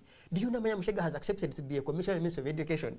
How do you come and become a junior officer in a ministry that once held as a minister? Nekimunyiiza nagamba you come jangu wakati mukubiri. Endayo namukubira. Nasana kunyonyola ebyamunyonyola nagamba I don't know what happened to Ugandans with their inconsistencies. Omulalo w'okubiri yali Honorable Matembe. Honorable Matembe mukalu I think kana kawedde yayagala muno okukiikirira abakadde something like yayagala okukiikirira abakadde yazikuwamu nezaaka nagamba jangu tumukubira namunyola byamunyonyola so to say nti yabaddenga muntu atayagala kulimba kale mbuulira mazima gamunyiize naye ng'omugambye ekyo kiri ku mutima and I think at a personal level it's something I have learned sometimes bw'oyogera mazima tegeetaaga bulimba bwakubiri but once you lie obulimba obumu one lie calls for a second lie a third lie so before you know it you are in a sequence of lies so no muntu omugamba mazima ekintu kimu otolokoka like waliwo kyoba wejjeeko like you feel so light you have a light heart obyogedde kati wano I think last year bamuyita president yamuyita nga balina bagenda waliwo abantu bali bagala okusiimaawo nankubira esimu nagamba the president invited me I would want that we go together nemu ensonga zange kyayisigana nagamba naye this is very right kubanga bwe tugenda ffenna with these crooks in Kampala they will say no man has been bought by the president nagamba kangende nzeka naye ekifaananyi wekirina wekiri nga bamuwadde nga balina awadi gye bamuwaawo what's this gentleman's name Bawa Patience Lwabogo I think Lwabogo and others on mentorship n'ebirala era nava nagamba teyayogera kubanga kyaleka kyalinga nga kagenderere nga bamusinga ya president tayogera nga making sure mutakola ki he doesn't say anything bamanyi byagenda okumugamba bamuyita for a photo moment ebyo byokka naye nga bamanyi byagenda omugamba era nga ekimu ku byamukyaya ye kusinzanga byagambanga nti bamugambanga nti ekizibu kye kwogera mazima nti ne president amuyita namugamba kino kikyamu kino kituufu kino kikyamu era nga awa nebyokulabirako nga gamba ye ajja kufa nga tayise mukyala Janet first lady era naawe ensonga lwaki takola ki nagamba oyo honorable Kataha Janet Museveni not first lady era nga yakikanya okukoppereza kw'abazungu because back in the day abakulembeze bomu America eyo bawasanga olumba abeeranga n'omukazi ali official ne concubines kati bagamba ono ye first nagamba kati bwokyeta ono banga agamba nti oyinayo abalala kati this is the first so you have the second and the third era nagamba yajja kufanga tayisaani Janet kumuwali first lady so nga ye muntu eyakalambiriranga ku mazima ge ajja kugamba kino okikkirize oba okigaane and for some reason nze nga abadde nga amala obudde bungi naye nti teri bantu bano batakkanya nabo besiterabe nga abakubira amasimu nga mugamba kino kikyamu mawo bwe yagenda neyeewaayo n'atunda omwoyo gwe eri DP yampita NRM sorry yankubira n'amukubira Betty Kamya the same things when Betty Kamya offered herself to be taken by NRM banji ngera kugamba kino kikyamu owenye dolo muguno omusango the other petition after togikwatako 2017 the same things so he was a man of his word and I want to believe kiyinza okubeera ekizibu ennyo okufuna omuntu wa courage nga so should we say that he died a disappointed person? It's a yes and a no. Disappointment, yeah, of course. Katonda tuyambe nti abantu bonna bonna interviewings nga baliko mu nsiko ne bayita government eno tebeevuma, they don't regret having brought it in power. Ne beevuma, let alone what Museveni, the betrayal about bibakanyako ne mukulu Museveni n'abaleka. Naye mu byonna again, it is on record now, there's no, it's not news anymore. Era ebiitinga neyo mu nkubo era parliament yaganye okutwala omubiri gwe ku parliament. I think by yesterday it was resolved completely. So nekikulaga nti waliwo akasunguyira ako akettumbiza katalina na mugaso ku musajja mukulu ngoyo yakolidde eggwanga because constitution yeyo 1995 abanga mwana we so ne bwe yandigenzeewo kaawo tebalina kye bafiirwa kubanga era byansi nabo bajja bireka so kumuteekaawo for like 2 hours also eggwanga ne limukungubagira formally kyo kiganye oyogedde constitution yennyini nyini gye bamunenyeza gye bagamba nti yagireka ngeri very open yadde nga yavangayo olunywe nagamba nti it was bastardized after but bannayuganda bagimunenyeza okuba nti bagireka ngeri very open tibalekawo gap ey'okubanga ate bagikyusakyusa bagiteginya emirundi mingi nnyo nanti tujja kusaba tulaba abaana abafunye obudde basobola ogenda ku page zaffe ne balaba some shows ezeddayo tambuzanga ebibuuzo ebyo ngate as a lawyer nga kugamba a question ekugamba the president shall appoint ministers with approval of parliament. That's checks and balances with approval. Farida nakolanga bwati nga yebuuza ku Arnold Farida yebuuza ku Arnold amugambe genda mu maaso kati obuzibu babone yakikola no because abakukikola mbuno parliament shall always do this. It means parliament wadde esajja kulanga efutu bala ku to cabinet naye yateekawo the president shall appoint let's say these ministers with approval of parliament era ye mukulu Museveni wakusindikira abantu be gwina kutekerawo obuyinza bwa approval so don't approve. That was his point ngera akinyonyola era kitoyinza kimunenyeza any lawyer would say so as long as waliwo those exceptions bagamba kola kino naye ng'onamaze okukkiriza so toyinza kukivunaana Kanyeihamba kati yo parliament erina be yali eganya Museveni n'abaleeta n'abateekawo. The question becomes, the answer is no. Tell him to president to get in parliament, approve so and so. Era parliament by Ghana sebagara. Museveni amuleda. No. Boya anyomra banji bego byenga. Mukulu Museveni tebaleta. So temunza kimwe kwasiza mwina kwe kwa parliament yamu. ngenda kubanga nzira ewa mukulu Mukose Arnold Anthony tibo tunulira era gye tulimu kati tulimu era eya trending nti ffe mwene yamangu mangu nti can we be able kubanga tuleta Kanyeihamba abalala mu era eno gye tulimu naddala mu bukulembeze ngasada mu kibuuzo ekyo mbajja okujukiza mukulu Nomani nti nzijukira olunaku lutwalumba internal affairs watafiire profesa agenza okufanga akukulumira nga abanja tafiire obukadde 10 obukadde buno 10 profesa alina ekisaa kyalwaliramu judiciary by then otafiire yali minister wa judiciary and constitutional affairs awali honorable Robert Mao kati judiciary nereleasing obukadde 10 nga bwakujjanjaba professor kati ne bamubika nga onagamba nti mbesi nnungi kati mbotafuye najjayo sente nga munyo naafudde n'atazituusa n'azirya kati Kanyeihamba adde engulu bayimugamba era abadde nga lunyenga agamba tafiire oli mubbi you a crook you a thief wanziwa obukadde 10 era lumu n'agamba Digitalk ne tukalamya tugamba tujjaga n'agamba you have to go era okukakana nga tulumbye internal affairs otafuna yagalya mu office era ne batukwatamu kaawe internal affairs nga bagamba biki but later on Kanyeihamba n'agamba sivo wano nga Digitalk temugitadde kuba batuggalira ku internal affairs naye tuvaawo nga naye nga bamaze otutta naye nalyoka akola ki nalyoka avaawo so yo Kanyeihamba abadde alemera ku nsonga bwe batukwata wano nga March 10, 2022 yatuuka nakusa ajje mu kooti yatweyimirire omu ku sureties naye ekirungi nti bannamateeka bamutegeeza nti abasureties abaliwo bamala naye yoyo bwakkiriza omuntu aba amukkirizamu naye bw'ogamba ku breed of Kanyeihambas ndowooza nti buli mulembe guba n'ebyago ebyenjawulo dynamics zikyuka tuyinza obutafuna the direct Kanyeihamba but tulina abantu boyinza okugamba nti oba oli awo batandise okukoppa oba okubaako ogegenya ebimu ku bintu Kanyeihamba byazaakola nti katugeze mu field y'abannamateeka tulina Aaron Kiiza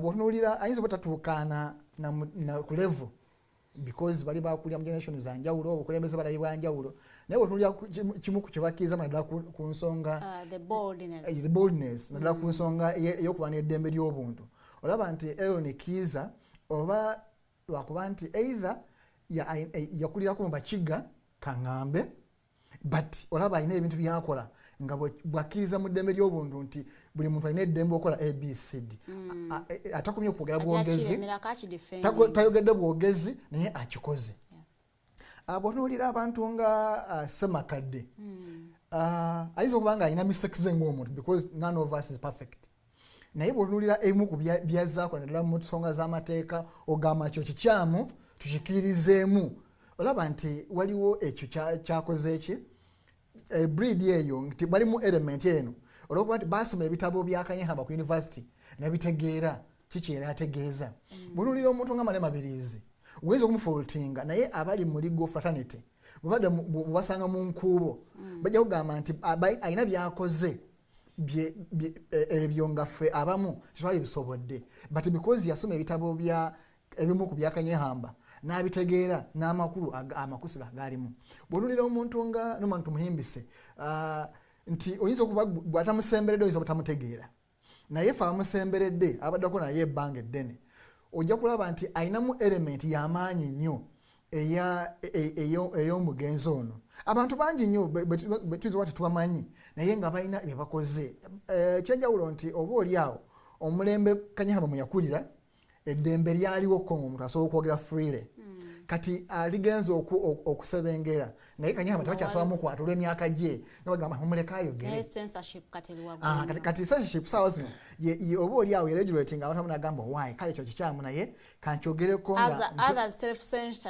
themselves nti Kanyeihamba we bali mukwatidde abadde akadidde space weshirinkingidde abadde akaddiye nga tukyasobola mukwata nagamba mumuleka ayogere tetulina kyakukola but waliwo abagezezaako era bakyakutta omumuli era nze nsuubira nti oba oli awo nga n'amaloboozi agamu kwago olw'okuba nti empanga teziba mu kiyumba bbiri nti olw'okuba Kanyeihamba abaddengawo ayinza okuba nga abadde muzibu okulaba amufaanana naye kati emyafati nti avuddewo twandiraba another breed of Kanyeihamba kubanga Katonda tasobola kuzikiriza line nezikirira nti wabaawo omusika era nsuba tujja bafuna tujja bala bangi. Well, Mr. Norman, some of us who have known Professor George Wilson Kanyeihamba, we have known him as someone who is very traditional. That means that he should have, or he would have remained ku mainstream media, nataja eno ku digital era. Olowooza trust eno yavaawo kubanga a trusting a digital media kubanga more partnering and ayeranga about trusting okubanga about his works and all the things that you did for him. Those facts should be spoken out. Professor Kanyeihamba Ngabe Ngambi had been blacklisted by mainstream and big houses, by the way. And what would hurt him, that he would share painfully, was when some media some government or media houses or people would say Kanyeihamba is mad. And we'd see him break, and he's like, just because I speak truth to power, they brand me mad. They brand him. And once government or any structure brands you that, kati eberanga pass egamba temumwa audience. Naye bw'olaba video clips, interviews zonna zitubaddenga ne Justice Kanyeihamba for that period. In fact, era jakiddamu Digitalk yekyasinze okubeera ne content owa Justice Kanyeihamba omungi ekyo kiri ku record. Nga tewaliwo yadde statement emu gy'ayogerako nogamba kirabika wano avuddeko. No, he was very sober, very normal, very articulate, with a very sharp memory. Era nga kikimu kyabaddenga yeesimbisa ng'agamba my memory, my doctors checked me, they said my memory is like for a young kid. You all remember. Nga memory, because waliwo interview ezimu kuzisembyeyo ze namubuuzanga naye nga mubuuza ne ku bintu nga muvubuka nga kyali UK. Katugeze kati abaana badde mu law school bamanyi Lord Denning. Nga okumwogerako bwogezi n'asooka amunyonyolaga bwe yali ne musomesa we, like nenga back in 60s, you get nga memory ye ekola ng'ebintu byabijjukira bulungi buli kimu.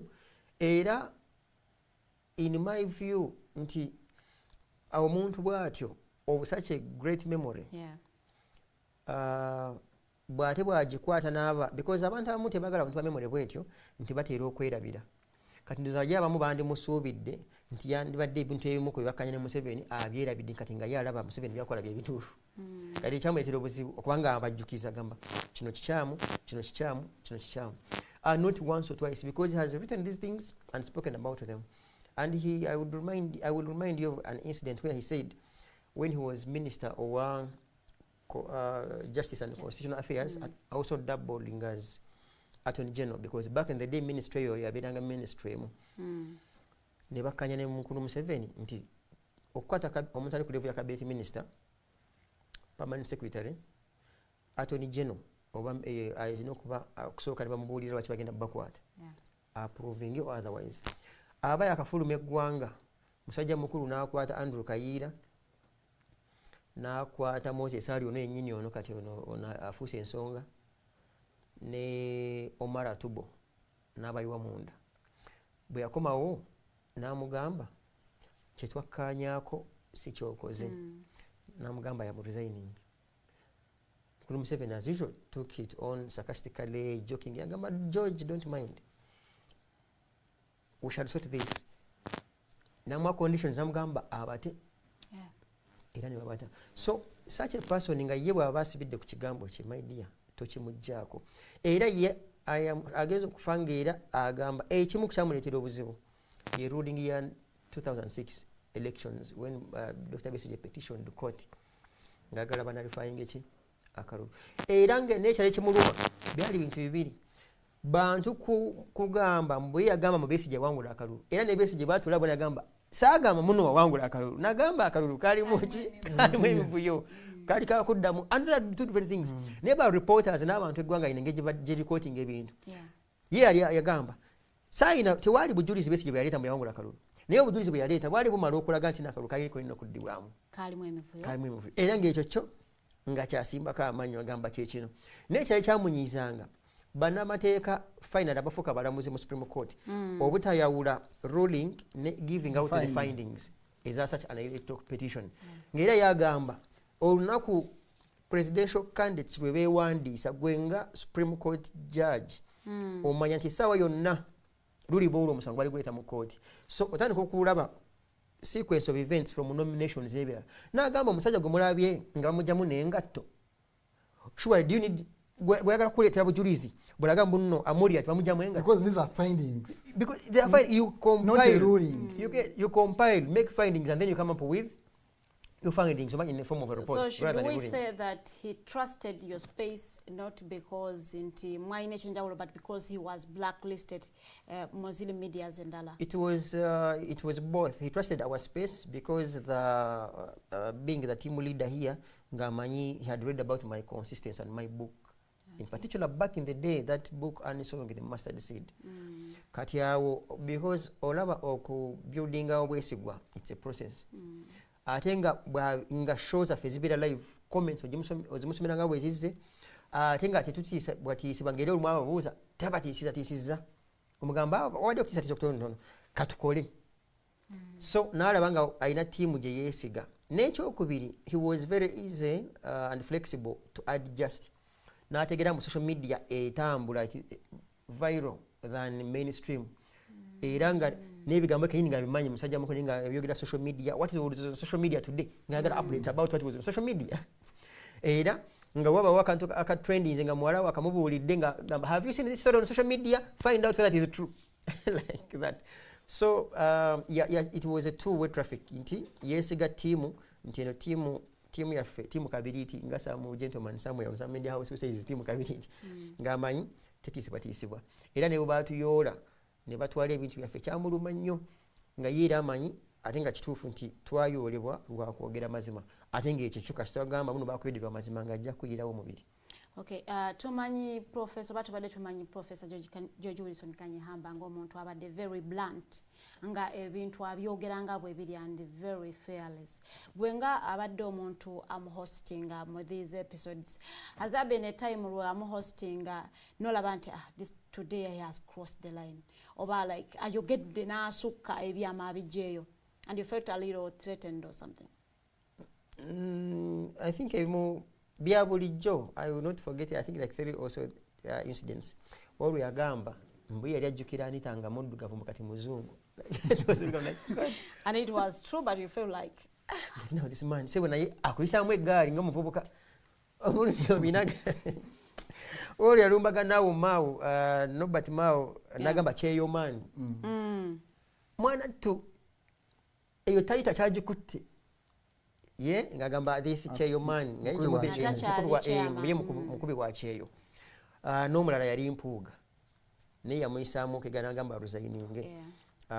Back in the day nga of course nga bagamba baproposing some amendment bwe bityo. Of course ne olunaku yagamba muno Kyagulanyi's decision okujja omusango mu court, it was an error both in law and in fact it was uncalled for. Yandide say to him, yandise those crooks in the Supreme Court bobe eswazi neti abawa room kweswaza kati ye ate ne yeswaza n'akuleta mu koti y'abantu n'agabuza koti y'abantu yetuulawa naye yali agala kutuula mu koti y'abantu naye musajja mukulu yafudde ku maani nga tunategeera kwetu wetuula. Maybe we should have been there. So there are those incidents bingi like nyingi zitweza kujukira one off head. Now as we move along, maybe we shall have so many episodes to remember his legacy and share some of, and also asking the team okunonya those catchy discussions as they take you. Pose nakalala bagenda okusinkana Dr. Besigye era courtesy of us as an organization. When we took Dr. Besigye to his home, Dr. Besigye and him shared and said they had spent 20 years without meeting one-on-one and having a talk. As in 20 years. And so it was with Dr. Naweso, and so it was with the Honorable Yona Kanyomozi. Unfortunately, all now those 3 are gone. Now the only icon we have is Dr. Besigye that is still alive. So you see that the Digitalk itself was a bridge between such elderly people or countrymen and young people, because when we would make them meet, it would be a very wonderful discussion. In fact, to say also, ye musajja mukulu gwe nayigirako butya the Banyarwanda question came into the constitution, and it was very exciting. I wish the team here would, I think, sometime to come. I understand mwazanye that show. I think wamujemo clips mujizanye. It was a very, very insightful discussion on how the Banyarwanda, some did not want to be called by Tutsi or Abahutu, neberimbika mubafumbira abala ne bagamba kufatuyita Banyarwanda. It was a long discussion with Frank Gashumba, with Justice Kanyeihamba, a very wonderful one. So being at Migideko, we pray that such dictionaries bwe ziba zikyaliwo nga zikyalinamu we take advantage of opening the pages therein. Okay, Mr. Arnold, do you remember any of air discussions that you had with Professor George Wilson Kanyeihamba that shaped your work or even how you think or how you see things? Yes, Professor Kanyeihamba nzijukira olunaku luyambuza, apart from a journalist, how will the world remember you? Nemugamba, I'm a human rights activist and defender. Nangamba, very good.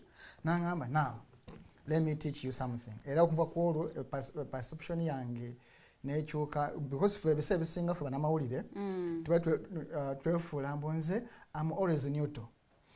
Simanyi sina kwogera ku nsonga zinyigiriza ggwanga nze munamawulire. Nangamba era yansomesa ekigambo okuba nti a journalist is not supposed to be an activist. Nangamba nti awulira banamawulire bagamba bw'obaako kyoyogera mb'ofuuse activist. Nangamba nti buli muntu yenna is an activist. Nangamba era bw'owulira munamawulire akugamba nti is not an activist, nangamba is a fool.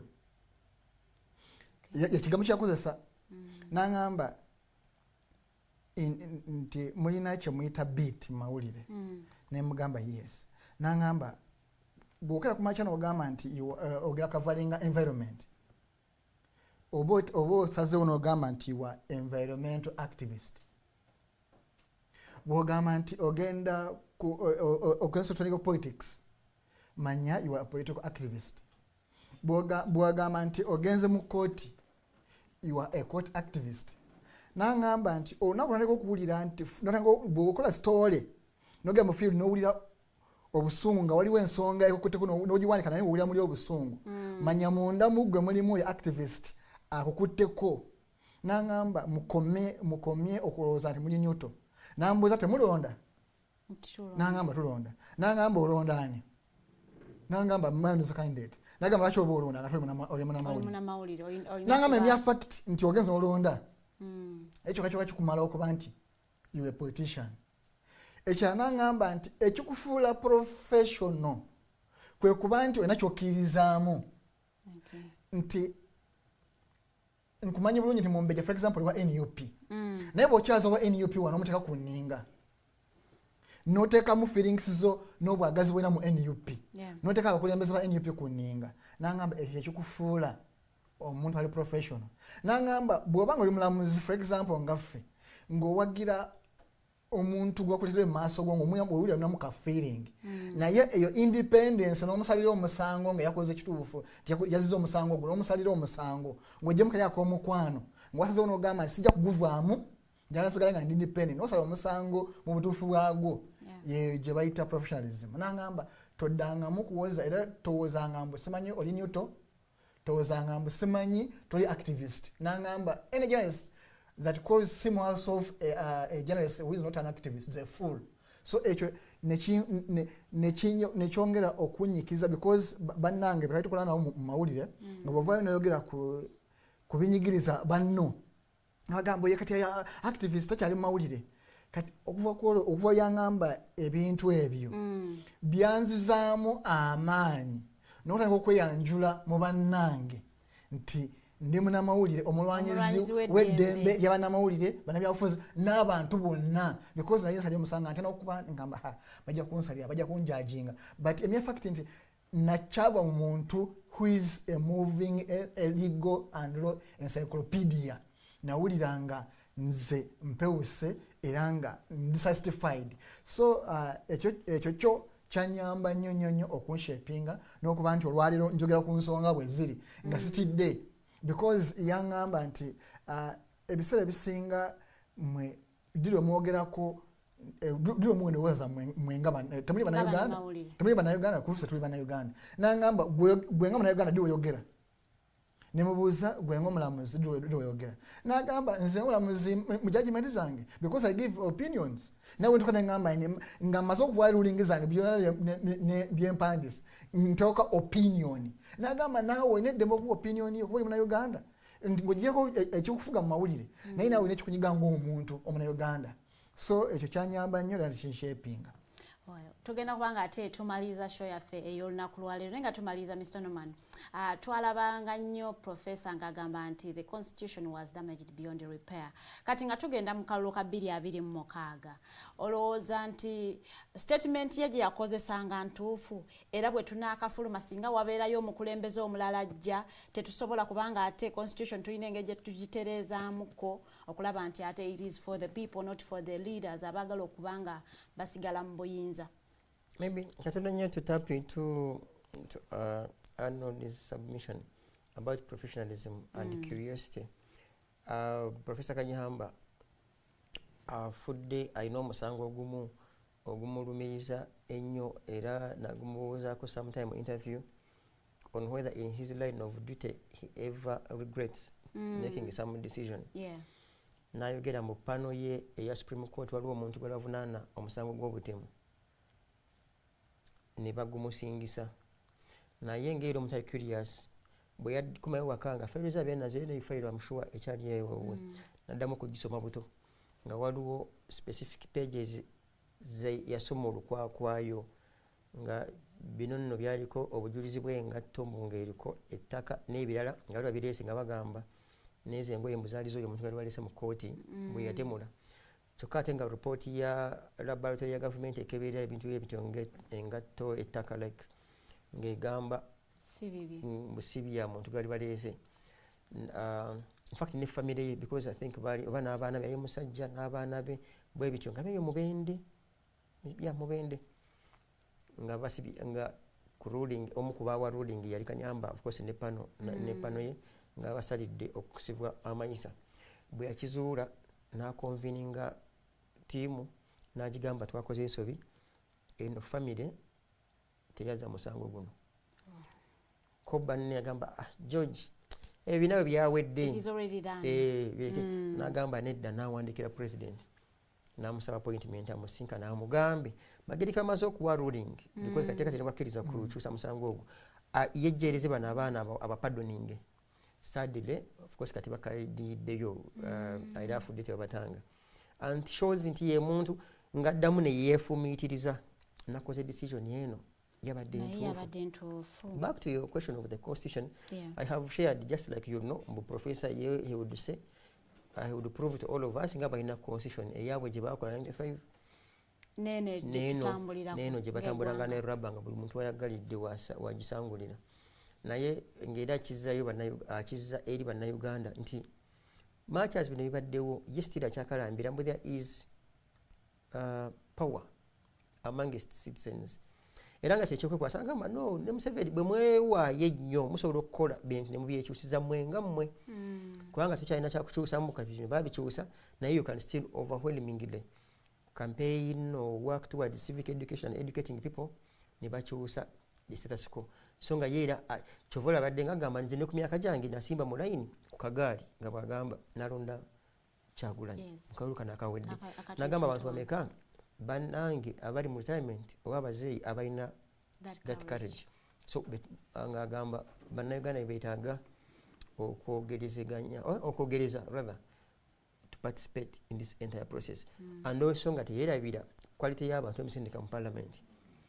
So by and large even when he has passed on abadde nga akyalina essuubi nti ebintu kyasobola okukyuka naye ngeri ekimuluma ennyo nti banne ab'emyaka egyo ng'ayagala nnyo bawumule bawe amagezi ku migi gy'emito eginaba giri mu bukulembeze gw'engali. Osanga ekyo kiri mu coming at realization after he has left because twalabye ba ministers bangi nnyo nga bakubye akalulu ate nga munaye baleese abantu abato naye nga tumaliza show yaffe. How do you want Professor to be remembered?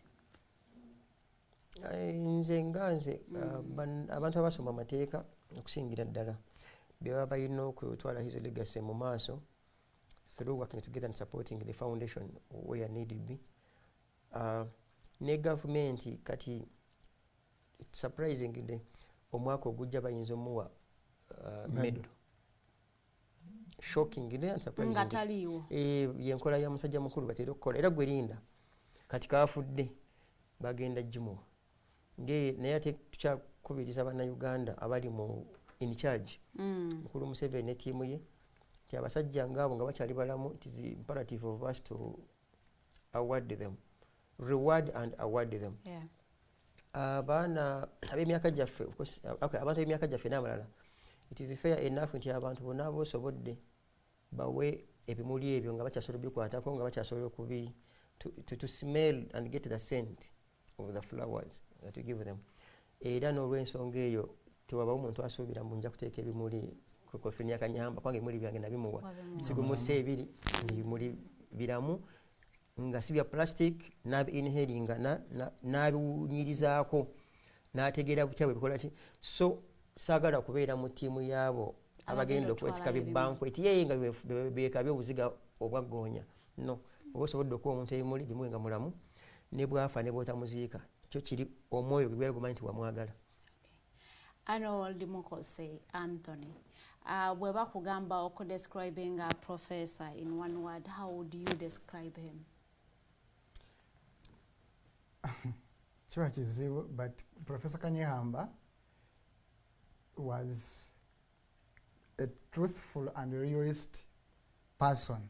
Kyakkirizaamu bakikkirizaamu, kyatagala aba takyagala.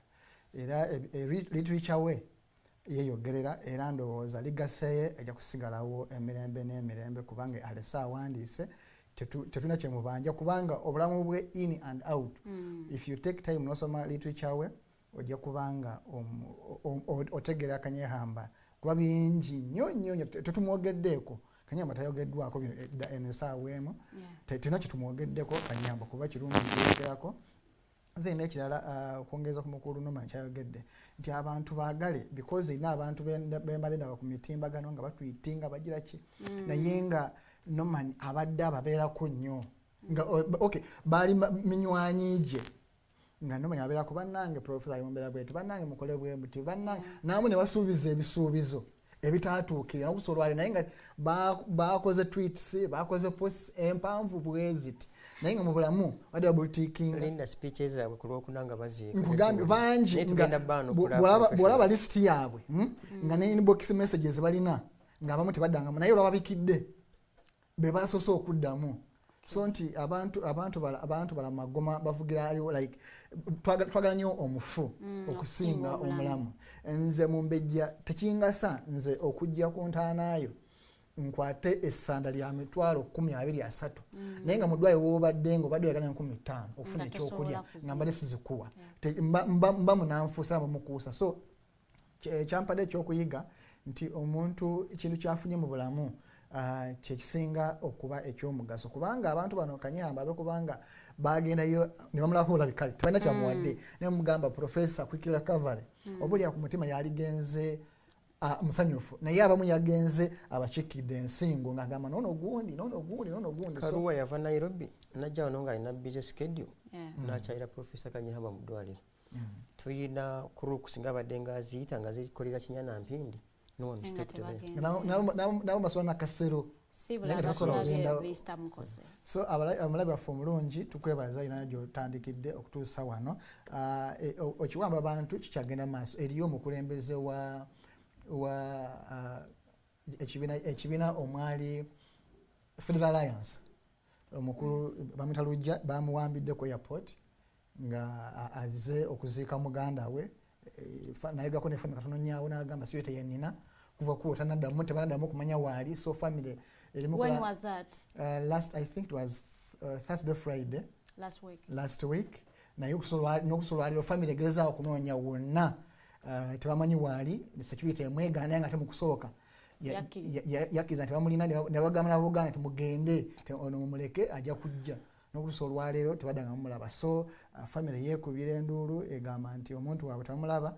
So ndowooza abakwatibwako omuntu abanga alina omusango atwaliyo mu kkooti avunaanibwe ne family etegere nti ono omuntu bw'ati ali vakasaawo zino family ya Jamili Mukulu tena kyemulugunya kwamanyi nti ali mu kkooti avunaanibwa. So n'abantu abalabi bonna kyebaagala era neggwanga buli badde betambula naye nga mbadde balaba nnyo mwebale eddala okutambula naffe okuva gy'otandikidde okutuusa mu kadde kano. Mr. Norman, your last remarks. Remarks just abantu abali mu opposition ne mu government kwekuba mu mutima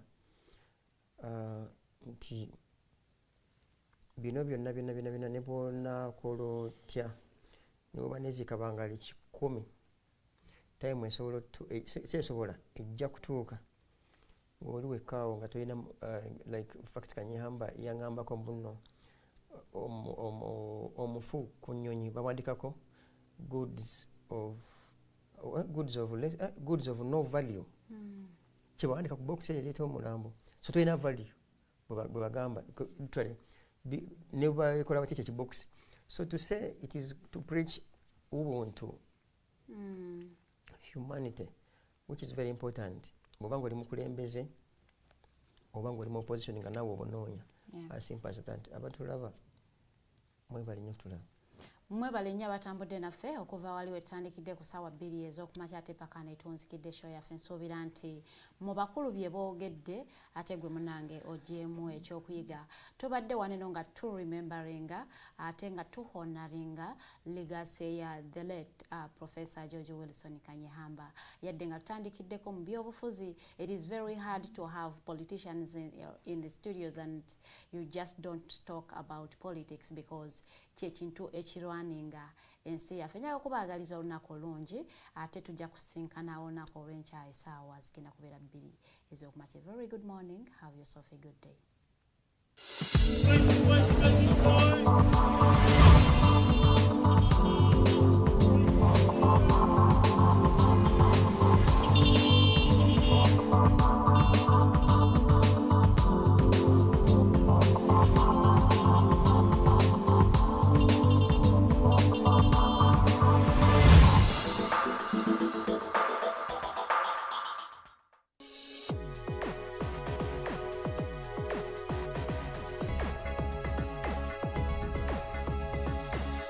The Alternative Digitalk. Real issues, real talk.